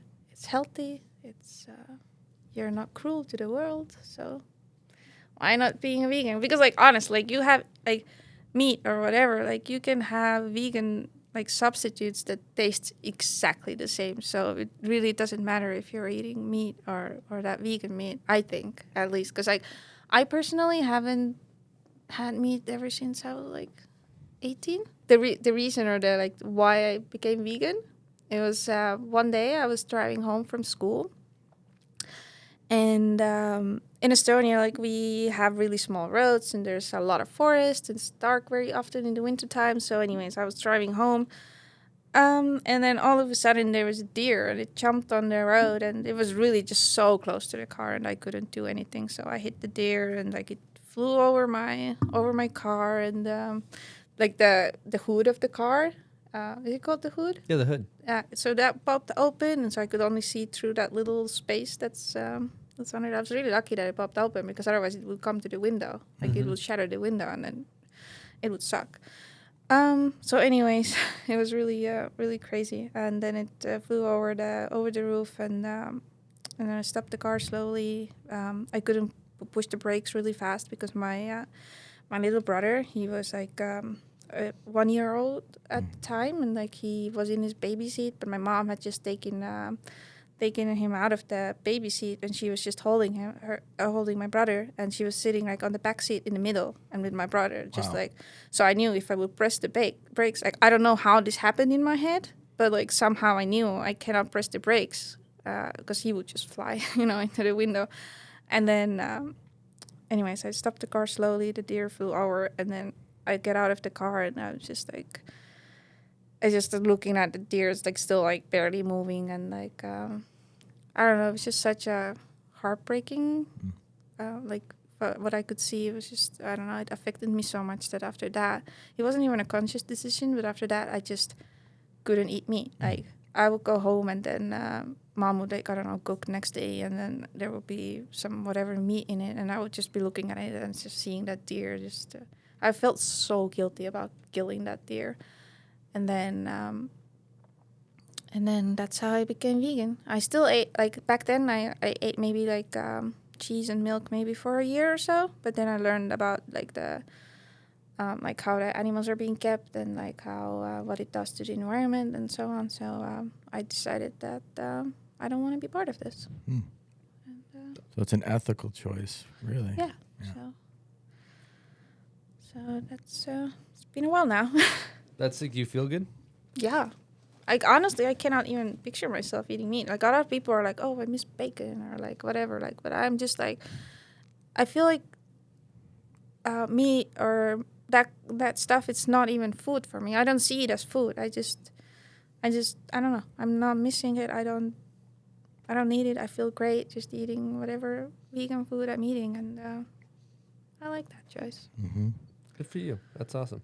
Yeah. Is there anything? I mean, I'm interested in this too because there's quite a few professional athletes in pretty high impact sports like NFL. There's some running backs that are doing Sage Kotzenberg. A lot of these people believe that they heal quicker with the healthy live foods.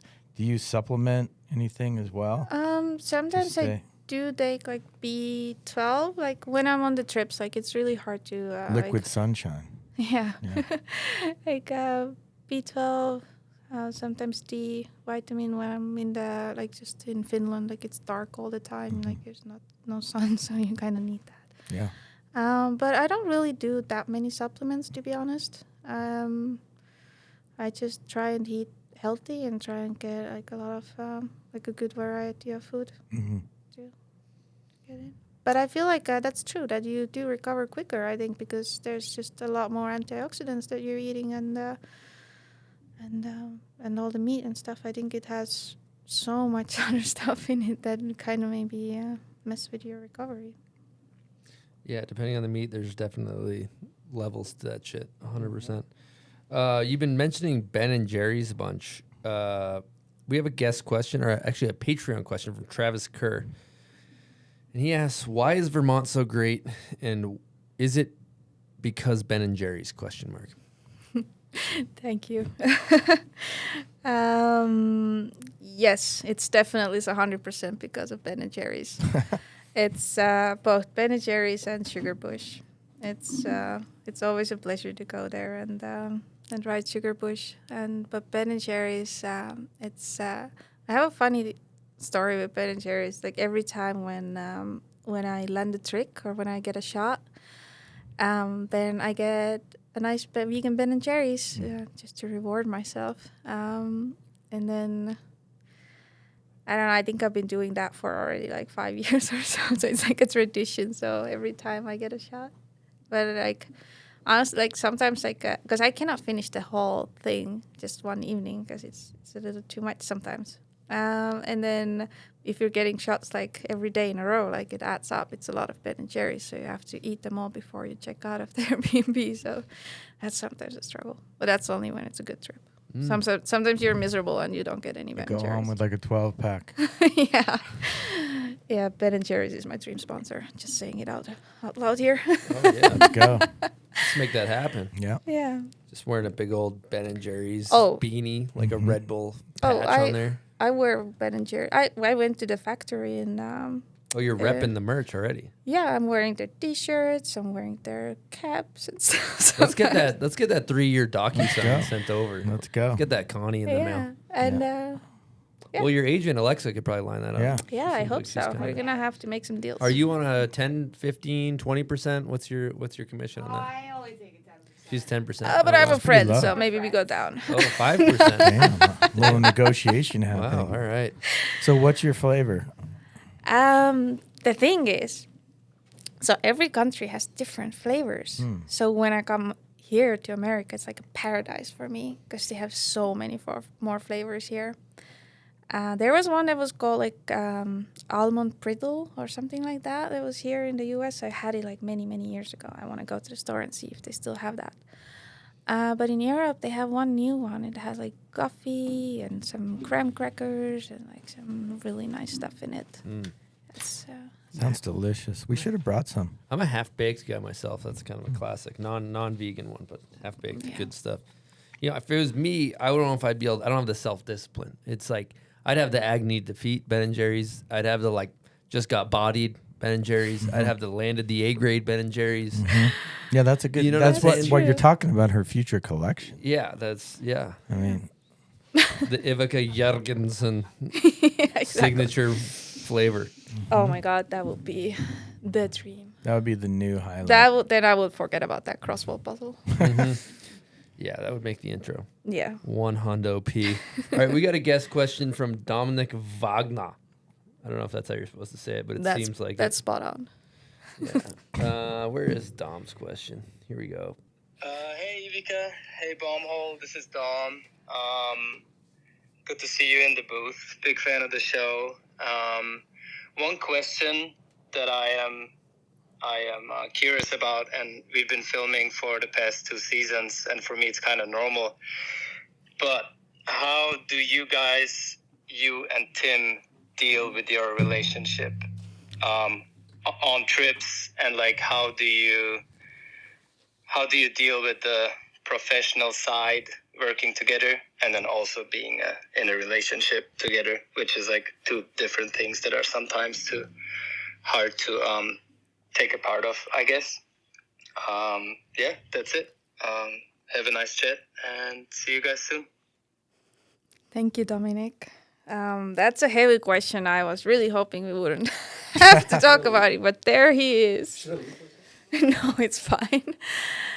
Thanks, Dominic.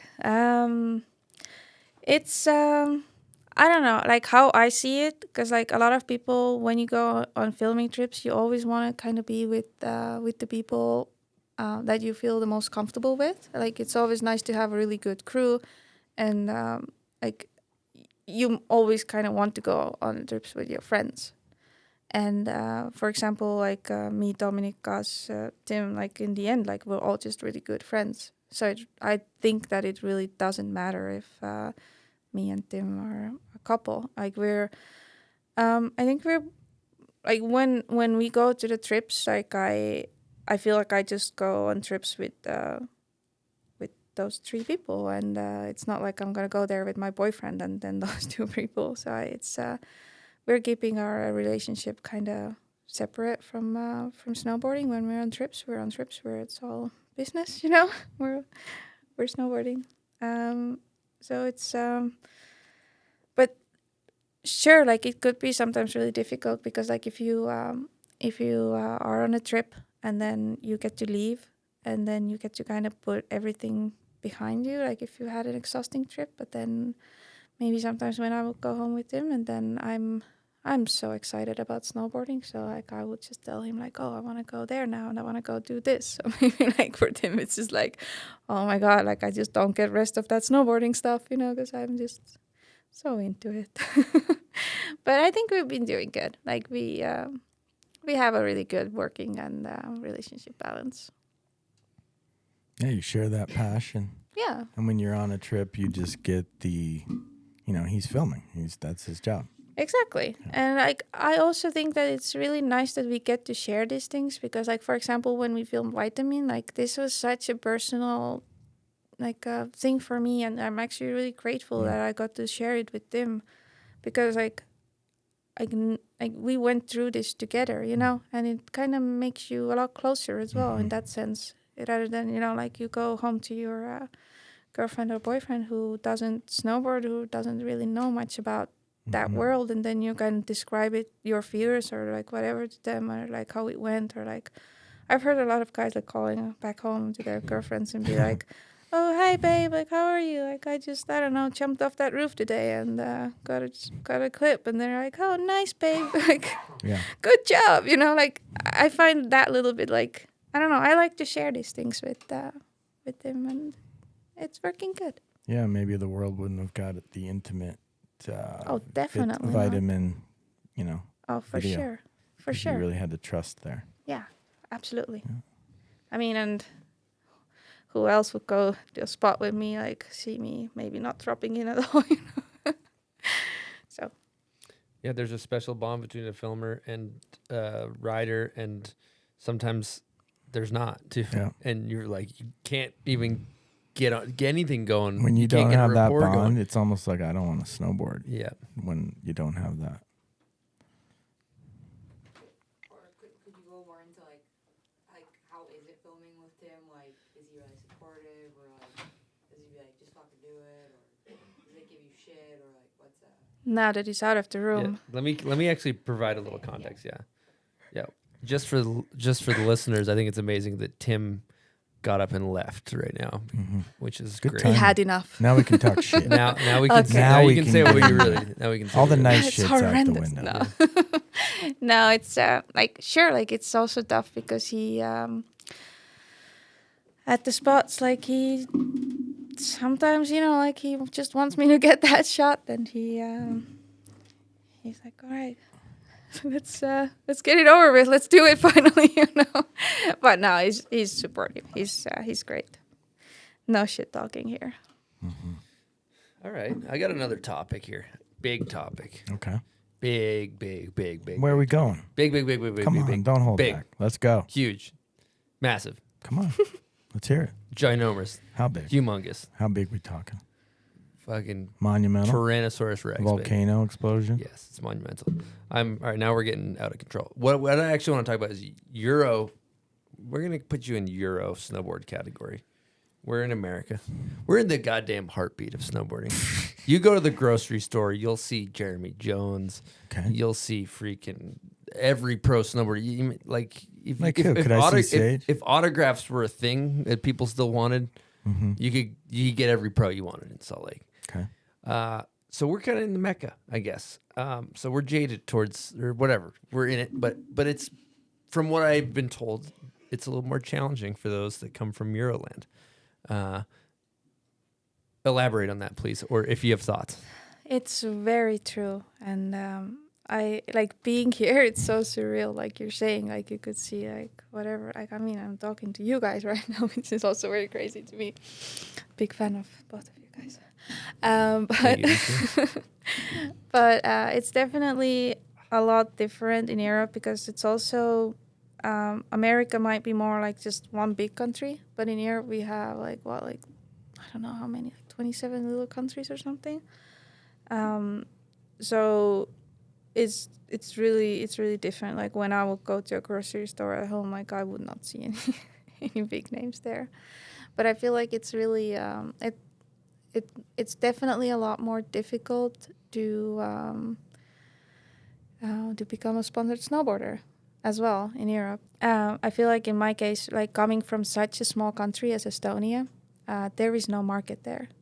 And there's like about 1 million people live there, and snowboarding is not very big sport there. So even if I would reach out to like European whatever distributions are, they would, at least in the beginning, they wouldn't be interested in me because I'm not representing like big of a country or whatever.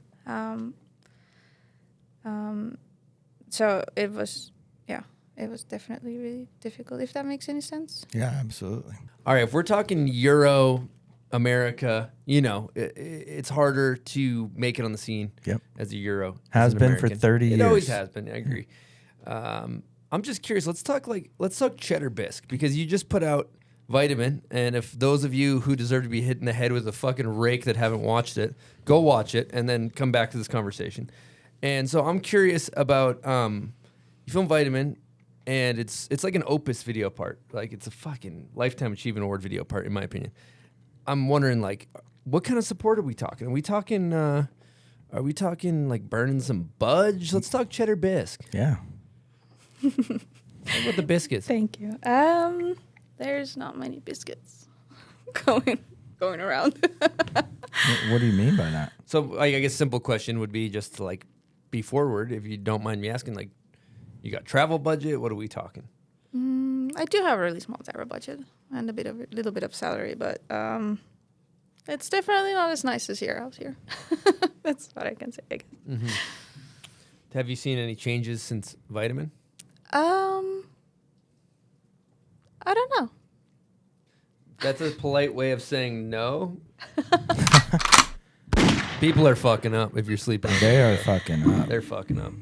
Who's fucking up? Well, don't ask them who's fucking up, because those are her sponsors too. So that's like getting. Okay. I don't think you should. No, I'm just we won't saying. go there. I'm just saying. Let's just give her some more support. Okay. Right. Thank you. Yeah, it's definitely not easy coming from Europe, because I think street snowboarding also is not as a big thing there, and like maybe a lot of marketing money goes more into like other aspects of snowboarding than street snowboarding. So there's not too much cheddar biscuits. Well, I going think around at there. this point, the footage is global. I mean, this is global market stuff. Like, I saw your footage the day it came out. So this is no That's longer really nice to hear. European. Thank you. This is global footage. Well, I saw the footage and we were screaming. Right. Like we were literally. I was at like Taxwood, Des, me, Chip. We were all watching it, yelling, and like, this is crazy. Yeah. So, yeah, it's like if you're putting out footage like that, you deserve to be supported. Mm-hmm. So, Thank you. I mean, you might not be able to say that in a meeting with your team manager, but I can say that at least. So, Bring Chris to your meeting. I will. But then I have to fly all the way to Europe, so. the thing is, Alexa said she'd take 10%. I'm more like a 20. I'm kind of like a RE Gold. But I have, you know what I'm saying? 15 more years experience. That's true. I'm 30, but it'll pay off.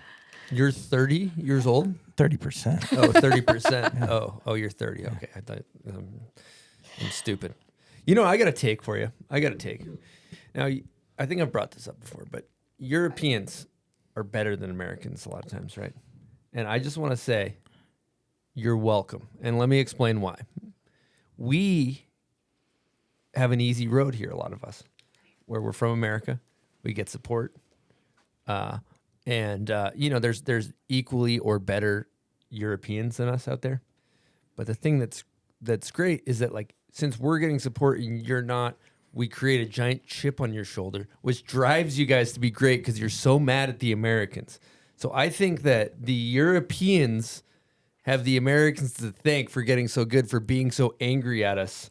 So on behalf of America, I'm going to go ahead and say you're welcome for creating the drive to be better than Americans. That's a really good theory. That's a very good one. Is it accurate? To some extent, I think so. No, I mean, you guys are really good at snowboarding here, so but I think for Europeans, it's really like you have to like go out of your way to make something like that. Maybe it would, get to this side of the world as well, and people would kind of notice you. Mm-hmm. I feel like it's much easier here to get noticed, because if you live here in Salt Lake City, obviously, like, people, you have connections. And if you're just from a little town in Estonia, you don't have those connections. So you have to maybe. Even here, though, there are people that aren't getting the support they need, so that it is definitely like there's more people getting it. But I think about somebody like Denver or something, right? Mm-hmm. Like he's incredible. One of the best ATVs out. Sure. And he's not like getting much support. No. And there's many more like that in this area. But I think it is vastly more difficult coming from Europe, and brands just they have their horse blinders on of who's in their peripheral vision, and a lot of times the peripheral vision is who's in their greater area, and if they see them and let's put this person on the team. That's true, but I feel like also for me, like being a girl, from Europe. Like when I started filming streets, like I was basically one of the only ones who was doing it. But like none of the brands was really like wanting to invest in it, or like whenever I would like pitch my projects or whatever, you know, like they would be like, oh, okay, let's I don't know, like this is just a girl, like.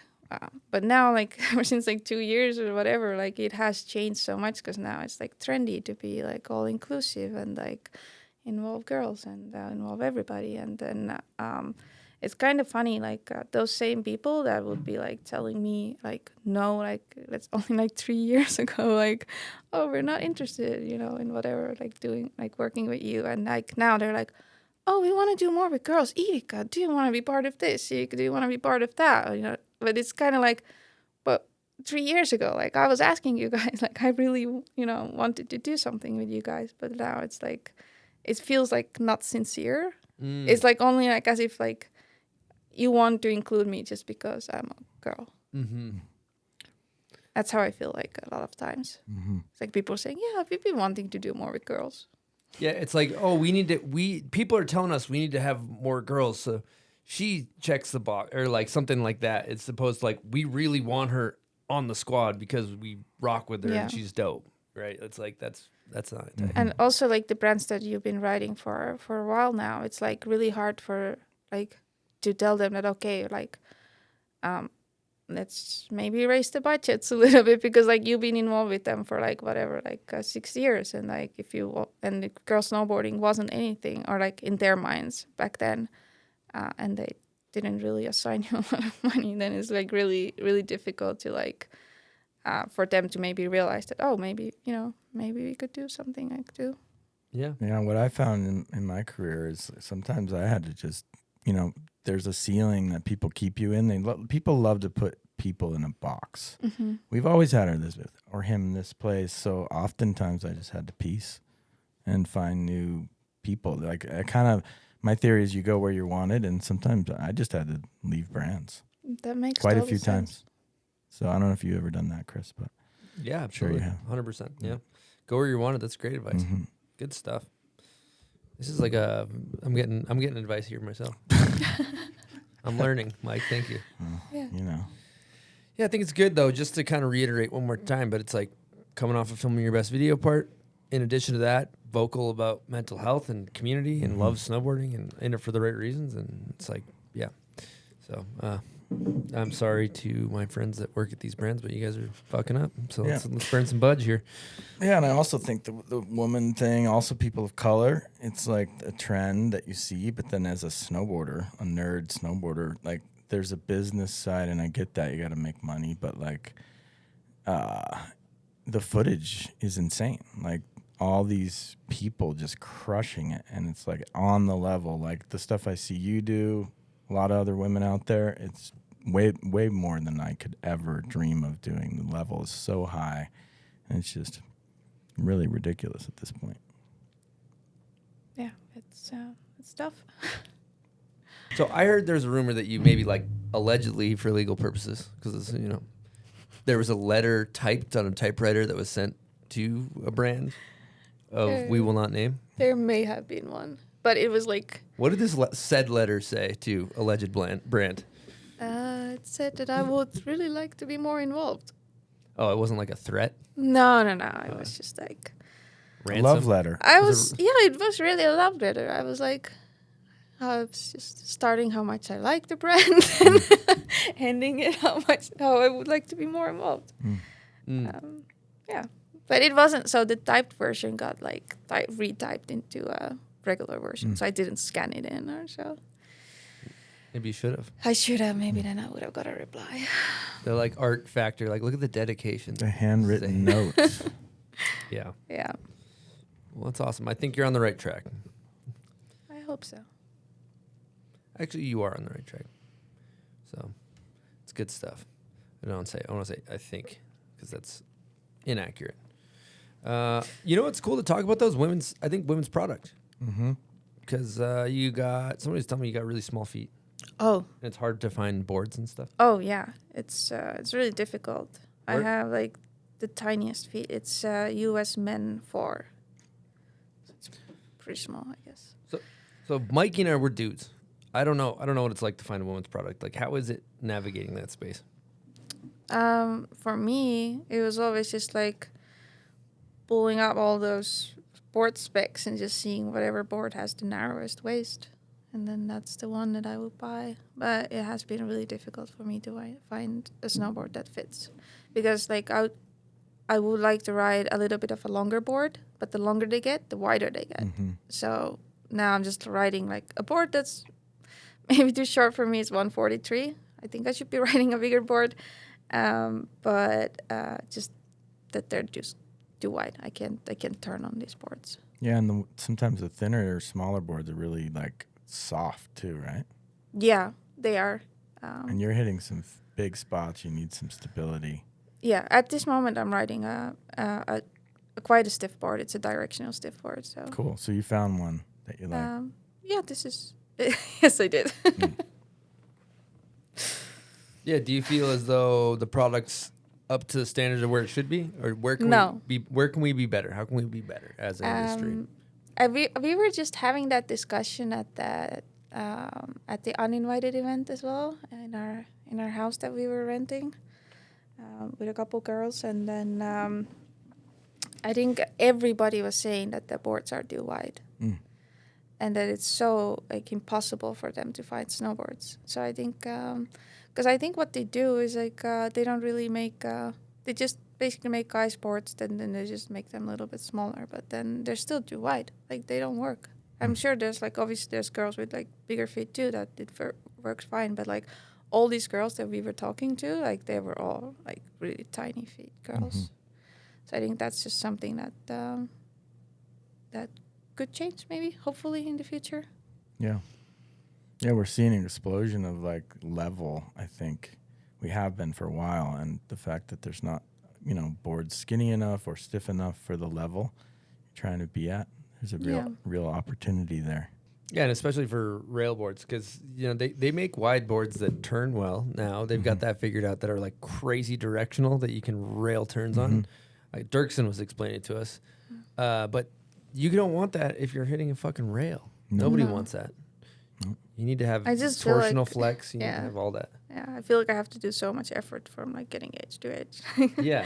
And when you don't weigh in like a lot wider, then it's like it's way different. I think because for guys, like I think that's a conversation that I have often with the guys on the trip as well, and they're like, yeah, but I'm also riding a whiteboard, and I'm like, dude, like your whiteboard is like your toes and whatever heels are still like over the edges a little bit, and then for me it would be like there's like this much of a board on both sides, and then my feet are just in the middle of it, so they don't even come over the edge. So it's so it's like essentially getting a 4x8 sheet of plywood on edge. It's like it's really hard to initiate a turn when you don't have that leverage. That makes a lot of sense. I think, and I think boots are fine. I mean, Vans is making great boots, so that's they're on point. So I heard you have an interesting car setup, and it's tell us about it. I heard you have a lot of tools for the spots all set up. It's really geared up. Yeah, so I have my it's like a little bus looking car. So like those Volkswagen vans that you can rent in Finland. Yeah. It's like one of those. It's not Volkswagen, but very similar. It's a Citroën, a French brand. But it's really spacious, and it fits if it's 3 riders and a filmer in the car, so it's perfect. And I have all the shovels there. I have all the shovels there, like pusher shovels, small shovels, metal shovels. We even used to have a winch, but it was too slow, so I stopped bringing that. And it's like all the tools you need: the saws, the brick rub brick. Oh, I was learning that. Like I always mix it up what way it goes. Anyways, so it's like any tools you need, we have them in the car, and the drop-in on the roof of the car. Wow! You got a torch? No, we don't. We just have water. Water jugs. Okay. Yeah, that's more like an American thing, I think. This is interesting I think this is interesting stuff. If you're a street filmer, editor, rider, whatever, you're going on street trips, you're making a video. Some people are more prepared than others. Dan Breezy used to have a whole enclosed trailer with a bobcat, for Christ's sakes, when it was really at its peak. The thing was out of control. Yeah. But there's a lot of things that you need in order to make street spots happen. I want you to talk about what specifically we got in there to make things happen. You talk about rub brick, which is what you use to grind concrete down so it's smoother, so you can board slide it like you did on that Hubba in Vitamin. Oh, it was so nice. I had Gus, Dominic, and Sebi, and Tim as well. They were all just rubbing the ledge, and then I was just like standing there watching them rubbing. Did you wax it after or ice it? I think that's what Dominic does. He prepares the ledge for me. He's the That's nice. No, there's he's the ledge master. Yeah. There's people that like they have a specialty. Yeah, he's like, I've got this. Spot doctor. Like he's like, I've got this. Don't worry about it. Yeah. You guys probably got tie downs in there, I'd imagine. What's that? Like straps to secure things. Yeah, we do. Yeah. Yeah. Saws, right? Yeah, of course. Like files. Files. Screws. You mentioned you screwed a drill, probably a drill. No, we just use a regular screwdriver. Okay. But we want to get a grinder. That's like in the list. Grinders are nice. Yeah. Yeah. Like one of those battery. Mm-hmm. Battery powered tools Yeah, are amazing. exactly. We want to get one of those, and we just, it's like whenever we need something, we just buy it, and then we just leave it in the car for the next trip, and then our little car just becomes more full and full with stuff. What about the vest? You Yeah. high visibility. Sell us on the vest. It's really important when you're like, I don't know, like let's say you're up on a roof and you're building your drop-in or something, and if you just put that vest on, you're looking exactly like a person who's just cleaning the roofs, and no one cares. Like no one's calling the cops. Yep. But as soon as you go without, at least in Finland, like people are so concerned.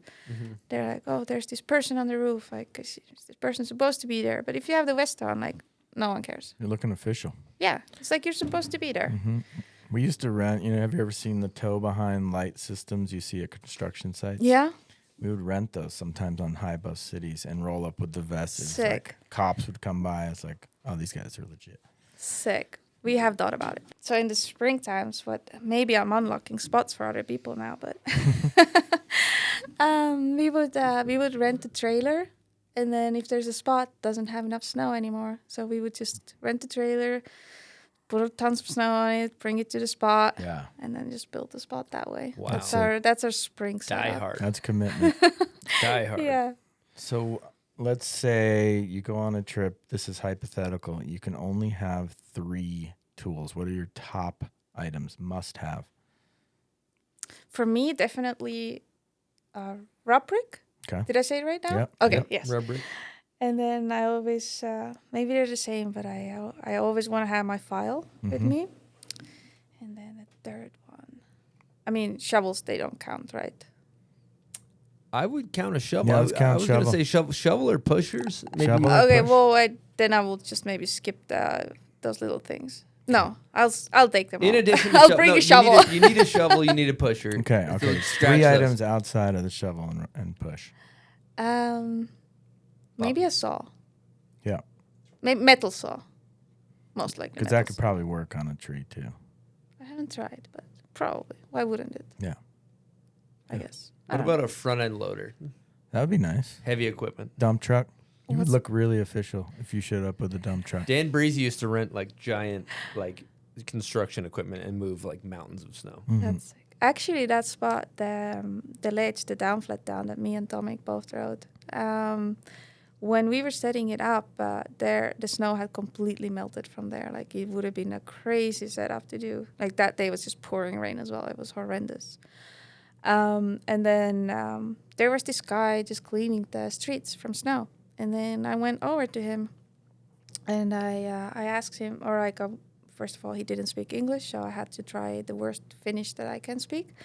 And then I managed to tell him that, hey, maybe you could take that snow over there, because I really need, otherwise we have to bring it there. And then, I don't know, he was just so kind, and he just brought a couple of scoops of nice fresh snow over there. Wow. And then the setup was done, really quickly. We didn't have to shovel in the rain. So maybe sometimes, I don't know if that works, that if you're a girl and just going over and being really nice and asking if you could help me with this, they're more likely to help you, I guess. So that's maybe a bonus thing. Pro to tip. be. That is a pro tip. Yeah. Absolutely. I was thinking about Frank April used to, when we get done in a spot, he just call a plow guy. Yeah. Like, we don't want to shovel to clean this up, just call a plow. That's amazing. Yeah. Sick. Okay, I think it's time to get into pub beer roulette. So what you're going to do is you're going to put this on the table. And you're going to roll one of these balls here. And you give it a little spin. And essentially, there's a number of beers associated with where this thing lands. All right, so spin that thing like you're in Vegas. Then drop the ball in there. Now, it's time to spin to win for the cheap fun presented by Pub Beer. Cracking open a pub beer for a cheap fun is always a safe bet. What did you land on? I can't see it's going too fast. Okay, slow that thing down. Can I do it? Yeah, slow her down. I don't know what it means. Oh, you landed on a case of pub beer, which I think is 18, I believe. 18. So here's the deal. You've won 18 beers. You can either take that beer for yourself now or contribute to the pot. We're giving away 1,000 pub beers to the listener via Instagram once it gets there. So you can take 18 or add it to the pot. I am going to take 18 and I am going to pay Alexa for staying at her place with those beers. Perfect. Good choice. I like that choice. So far, the people at Pub Beer, when they came up with this concept, they're like, oh, we'll get it to be 1,000 beers real quick. I don't think so that. far, every single person that's rolled has taken the beers. You know why? immediately. Why? Because they love pub beer. That's true. It's delicious. You know what they say is 2 in the hand is better than 1 in the bush. I agree. That's, actually, it's 1 in the hand's better than 2 in the bush. I Actually, agree. That's the saying. I agree. You know what I mean. Anyway, pub beer. Some cheap fun beer. Let's get into hot takes. All right, first one. They like to ask who the GOAT, greatest of all time, as it pertains to you. I also like to say Michael Jordan. Male and female. Male and female, yep. And mainly because when we made this show, the Michael Jordan documentary came out on Netflix, and it's incredible. Polarizing too. Everybody has their own. So Yeah. So who's your GOAT, both male and female? So female is really easy. That's just Kimura for me. She, ever since like watching her video parts as a kid, I was like, she is so sick. She just stomps everything, like good style, and I just kind of wanted to ride like her. So, and her still doing and contributing so much to women's snowboarding. It's really, really, really nice. So, just Kimura for sure.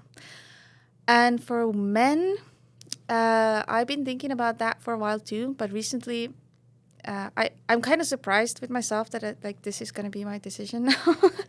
But I would say Travis Rice.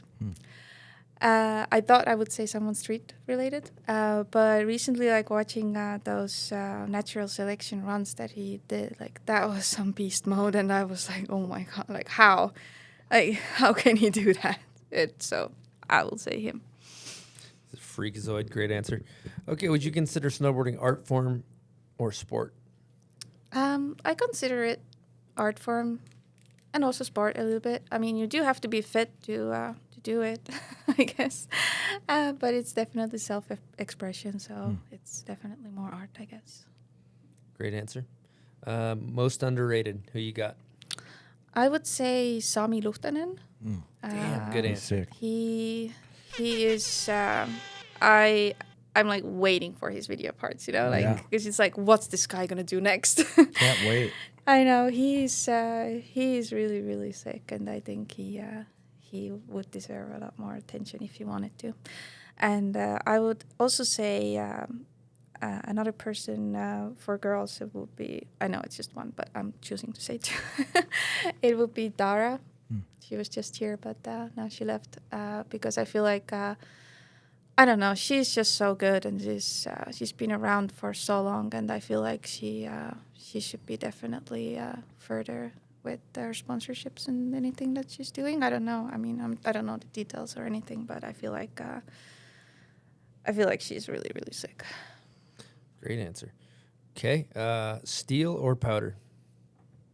That last time in Brighton. But no, it's steel right now. Respect. Bags. Everybody always dodges the steal. No. Best style ever. This one is difficult, but I'm gonna go with Tommy Guess Me. Also, when I came to Brighton, like I've seen his video parts and all, and like it's really really sick. But then when I came to Brighton and I saw him just riding, like with my own eyes, and I was just like, wow, he is so fucking sick. I agree. Great answer. Okay, in your opinion, who's got your favorite or best method? Ooh, this is really not the question to ask me. I think I don't know. I'm not a big method girl. I mean, they're sick, but I don't know. I have to say I don't know. No, so officially answers no comment. That would be no like, comment. No comment. That would be like media training. There's a lot of good methods out there, but I don't know who's the best. All right, I like no Good comments. answer. A great answer. That's actually my favorite answer we've ever gotten on that. Favorite video ever made? That's also a difficult one. I'm gonna say Deja Vu, because this was the video when I first watched it. I was like, my jaw was just dropped on the ground, I think, and it's a really cool video. I like it. And then a more recent one is Good Sport. Good answers. Okay, if you could pick one board graphic, like what's your favorite snowboard graphic? For me personally, it's that very first dinosaur board that I had that got stolen. With the orange top. Yeah, the orange top, and like I can't remember. There was like a black. Maybe I can find that board somewhere online, but because it got stolen, so I only had it for that little time. But I got really attached to it, and I thought it looked so sick. So going with that one. Okay, you go pants over the high back or under the high back? Oh, definitely under. Okay, if you go heliboarding, 3 people, just good times, wiggling down the mountain, having fun. Who are you throwing in that helicopter? Getting celebrities. It's kind of people live or dead. I mean, even Garfield maybe. Garfield could come with you. He could be alive, but this is fully. Oh, that would be so sick. I mean, he is alive. Yeah. He talks. Yeah. I mean, Dim's standing right here, so if I'm not gonna pick him, he'd be really bad. So I will definitely pick him. And I don't know actually. Maybe I'll be crazy. I'll pick Alexa and I'll pick Dara as well. They were here with me. We're gonna do that helicopter thing together too. Cool. Sounds good. You guys should make that happen. Okay. Last question. Worst trend. What do you got?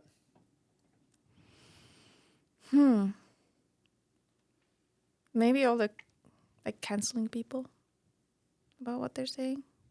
I think that's. I think we could have a little bit less of that. We could dial it down a little bit. It would be much nicer. I think. Agree. I feel like after times you can't really speak your mind without sounding one or the other way. And for me, like, for example, in Estonian language, with the pronouns, we only have one for men and women. Like, we don't like differentiate people. So it's just, is that a word? Yeah. Okay. So it's like only like it, basically. So in English, I make a lot of like mistakes as well, like calling people like instead if I would call you a she or something, you know. So just because in my language it doesn't exist, everybody's just like that one pronoun. So for example, I don't know. I feel like if I sometimes make mistakes with that, and people might get angry, you know. But I don't actually mean it, just because English is my second language, and I'm just simply making a mistake. But as soon as you say it, you get cancelled, you know. So I don't know.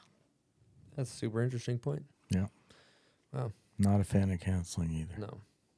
Closes the conversation. All right. Well, that does it for hot takes. That was a good hot takes. I like that one, Really Mike.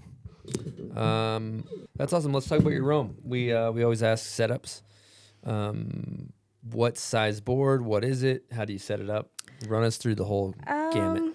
So this one is it's the Roam Muse board.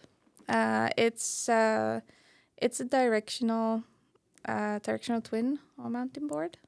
It's a nice stiff board. It's really nice to do bigger landings. And I'm also riding the Roam roam bindings, which are really nice. I really like roam bindings because if you have really teeny tiny feet, the roam bindings are like you can adjust every single feature of the binding. Like you can make the heel cup way smaller, and like so these are honestly like the nicest bindings I've ridden ever. And then I always detune my my edges. I make them super duper rounded. So if I'm riding in a resort, I would for sure slip out on a icy patch and fall into the trees and die. But no. But I don't get to ride mountains that often, so it's okay. And then I'm riding Vans boots. I'm riding the Luna Ventana boots. These are the nicest boots I've ever ridden as well. I've been riding the same boots for many years in a row because there's just no better boot than that. They are really nice because they have laces, but they also have a boa around the ankle. Mm-hmm. And I like it when my ankle's tight and then you still have laces. So they're really comfortable. And they're a little bit stiffer as well. I broke my ankle once, so I need a little bit of stiffer boots, but they are just perfect. Like almost from day one, they're just nice. No break-in time really, and they stay stiff. Or not stiff. Stiff is they stay perfect. Perfect for snowboarding. And I'm also wearing Vans clothes. So I'm wearing Ashbury goggles. And also really nice goggles. And an autumn headwear. They make such nice hats. I like it that there's always you can always find a hat for whatever outfit you're wearing. They have all the colors and all the patterns and caps and whatever. Ben and Jerry's. In the future, Ben and Jerry's. Yeah. And also Blue Tomato. It's an online store in Europe where you can order anything you need for winter stuff. One thing we didn't talk about that's fascinating is the search for spots. And you were mentioning an evening activity you like to do. Yes. I take evening strolls on Google Maps. Virtual stroll. Yes. That's something, I don't know. I just do it in the evenings, especially when I'm on the trips and also when I'm not on the trips and just in general in the evenings. I just really appreciate the hunt for the spots. And on Google Maps, it's really easy. You're just sitting on the couch and you're going around in this all random cities. And sometimes I'm just kind of hoping that, maybe it would snow in this city. So I just go there and then I'm just looking for spots in that city. So if it ever does, then I'm ready to go there. So I have all these spots. It was funny actually. I Google mapped the city this year in Romania. And this place actually got some snow. So I was like, hell yeah, we should go. And then I see on Instagram that Tommy Guess Me and the 686 is there in that particular city that I had just Google mapped and found all these super nice spots. So, and also a whole bunch of other crews were there too. So we decided not to go, but I have a pretty good list of spots on Google Maps, all little flagged out. How many pins we talking? Yeah, what kind of pins? I have a trillion bins. Wait, maybe I can show this I don't have internet. But anyways, I can just, I can't pull them up because then you're going to find my spots.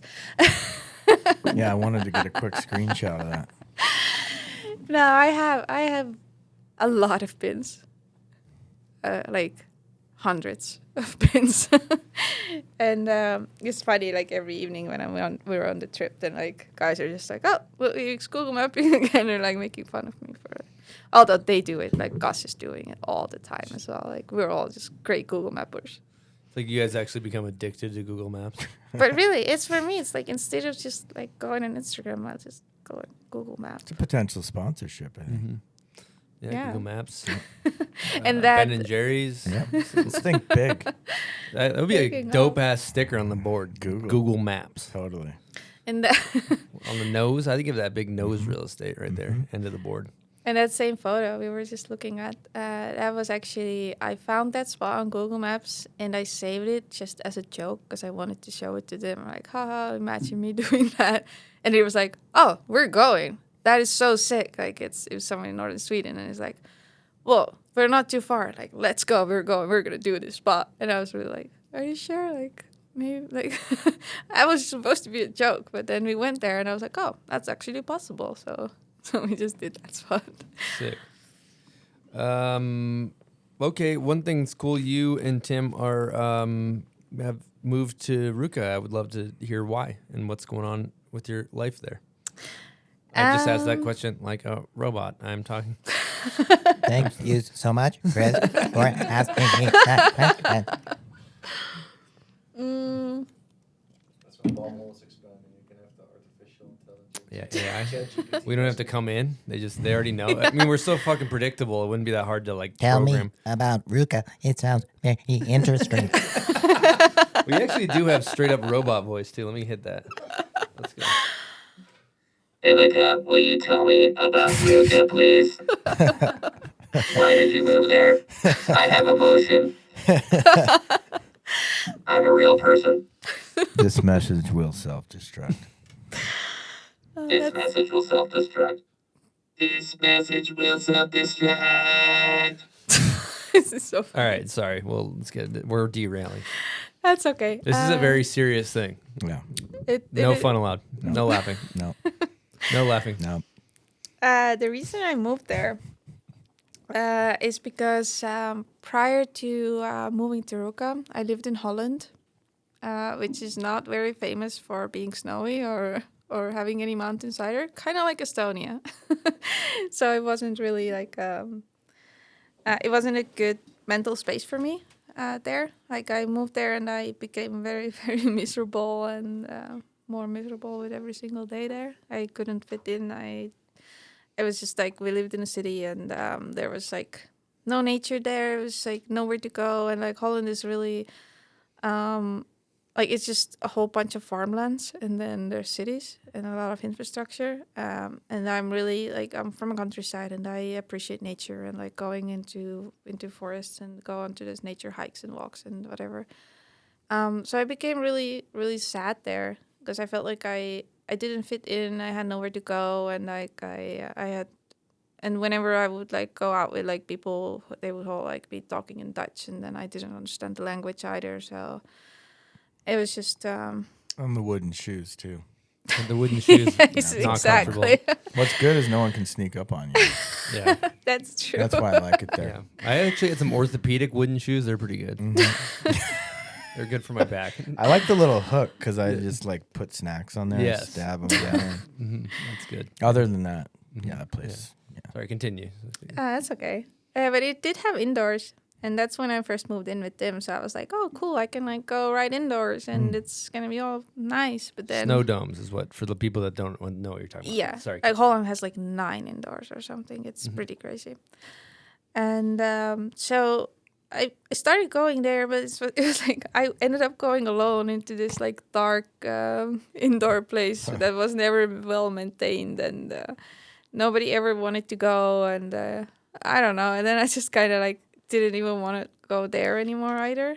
And but I was still like I want to snowboard there, but I just really didn't want to, I guess, and that kind of made me really.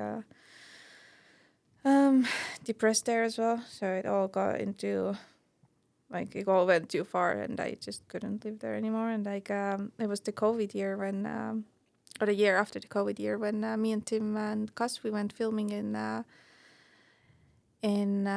Finland. That was the time when you had to like get a special permit to get into Finland and like all that stuff. That sounds really crazy now, but we got that, and then we filmed there for like a couple weeks, and then me and Tim, we were like, all right, well, now it's either we go back to Holland, and it was like end of March or something, you know? And then it's like, there's no snow there, and like, what am I going to do there? And then if we go out of Finland, we cannot get back in because our whatever permits is only for one entry. And so we decided to go up to Ruka to just go there because I know Eni Rukajärvi. She lives there, and she kind of invited me there to see what's up there because I had never been.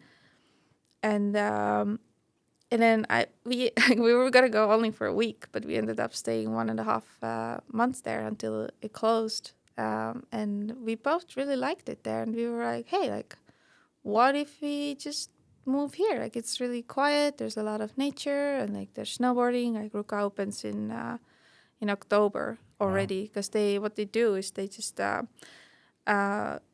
when it closes in spring.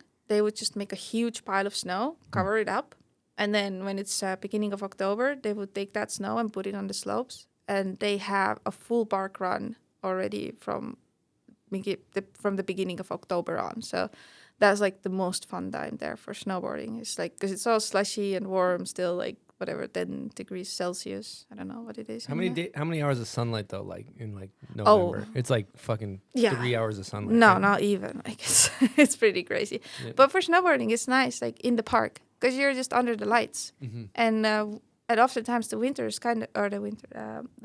kind of bad, so it would be really flat light. But if the lights are on, then it's instantly good. Like you can see everything, which is really fine.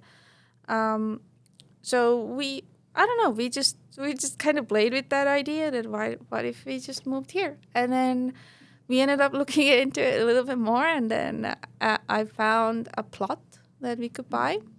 On Google Maps or? On Google Maps. Yeah, it is on Google Maps too. Anyway, so we found something that we could buy, so we bought it, and now we are building a cottage over there. Awesome. Like it's like a duplex cottage. We can rent it out, and we can like rent one side out and live in the other side. And when we don't want to be there anymore, we're just gonna rent this whole thing out, because it's so touristy over there. Like they have all these like Northern Light tours and the ski resort and cross country and snowmobiling, and like it's a really touristy place to go. So we were like, why not just build this thing that we could rent out and hopefully makes a lot of not a lot, makes some money as well. So so now we're in the process of building it, and it's an A-frame. It's really cute. I can send you a photo later. Maybe we can put it up or something. It's really cute. It's like a little A-frame that has really big windows on the second floor. So if you like, big windows are facing north. So we're gonna put a bed under there. So you're basically like sleeping under the northern lights, if there are northern lights. So we're hoping people are gonna like that and they wanna come and stay at our place. So we're gonna like create something that's like really.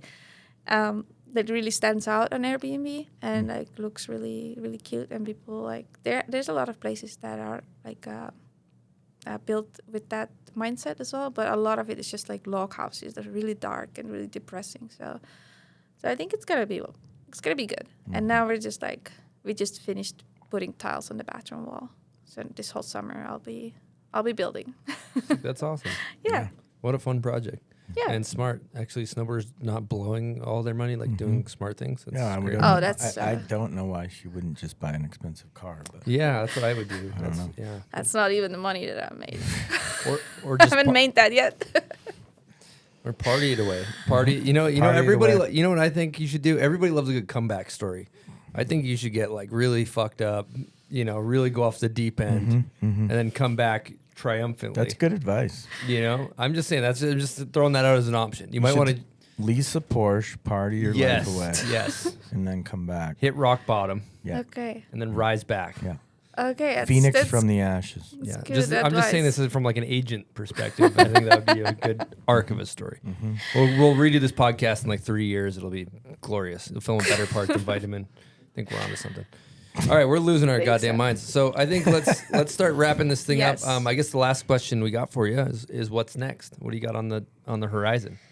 We have been working on a project already. Last year we were filming for it. It's called Transparent. It's gonna be Gus Lemons, me, Dominic Wagner, and Will Smith, the snowboarder Will Smith. Just to be clear. Dope crew. Let's give him. Yeah. That was supposed to be an air horn. Hang on. Sorry. So we already filmed together last year a little bit, and we are going to continue filming this year, and then it will come out sometime after the next season. And I'm really happy to be riding together with those guys because they're my favorite crew. Sick. That's awesome. Looking forward to that. Yeah, it's going to be a good one, I hope. All right, Ivika. It's been a bit of a banter journey here. We're rounding the corner to wrap this thing up. We always like to ask thank yous. You want to throw out any thank yous? Yes, definitely. Thank you, guys. First of all, thank you for having me here. It's pretty crazy to be in my favorite podcast. because I listen to your guys' podcast. Every time I do the drive from Helsinki to Ruka, which is 9 hours, so it's like a good 2 whatever podcasts. So every time we're driving, we're listening to that. So thank you for providing that and having me. And then I definitely want to thank Tim because he's sitting here too. Maybe I should look at you. No, I want to thank Tim. He's for filming and being there for me and just helping me out with everything. Without him, I probably maybe wouldn't be sitting here. I don't know. And all the guys that I film with, they're awesome. They know who they are. I guess they're Gus and Dominic. And then my sponsors, Vans, Bruno at Vans. Thank you. Thanks a lot. Then Rome Snowboards. Then Ashbury Eyewear, Autumn Headwear, and also Blue Tomato. Thank you, Nico. And I guess that's it. Just everybody who has helped me out along the way. And thank you, Alexa, for providing the bed here and providing me with all of your smart. Or thank you for being my agent from now on. I appreciate that. Just everybody who has been, just everybody that I've snowboarded with. I don't know. So many people to thank. Thank you. Well, thank you for coming on the show. I also like how you said that you're in the podcast right now, which I thought was good. She's like in it. Yeah, she's inside of it. Oh, I'm so sorry. I make so many mistakes. No, you didn't make a mistake. I just like that. Like I'm in it now. That's what I'm I inside also. of it. But you know what I also always say? I say that I'm in toilet. Is that wrong? I mean, or would I be technically inside of the toilet? Yeah, but in English that would mean you're inside of the toilet, which would mean you're like. So you'd have in to the be water. In the water. Because I always say like I'm in toilet. I'm in the toilet. I'd say maybe in the bathroom, but you I could think say in the on toilet. the toilet. Everybody understands what you're saying, though. Yeah, so it's fine. Yeah, Okay. we love the slight changes. Yeah. Okay. Yeah, it's great. It's great. Add some spice. It's great. Okay. You did great. It's been a super fun podcast, and we learned a ton. So thank you for coming and sharing your story. It's been a blast. Thank you so much, guys. Thank you. Lastly, you got to say thank you to all the listeners, all the supporters, all the Patreon members, all the sponsors. We really appreciate you guys. And we got another podcast coming at you next Wednesday. So over and out from the Bomb Hole.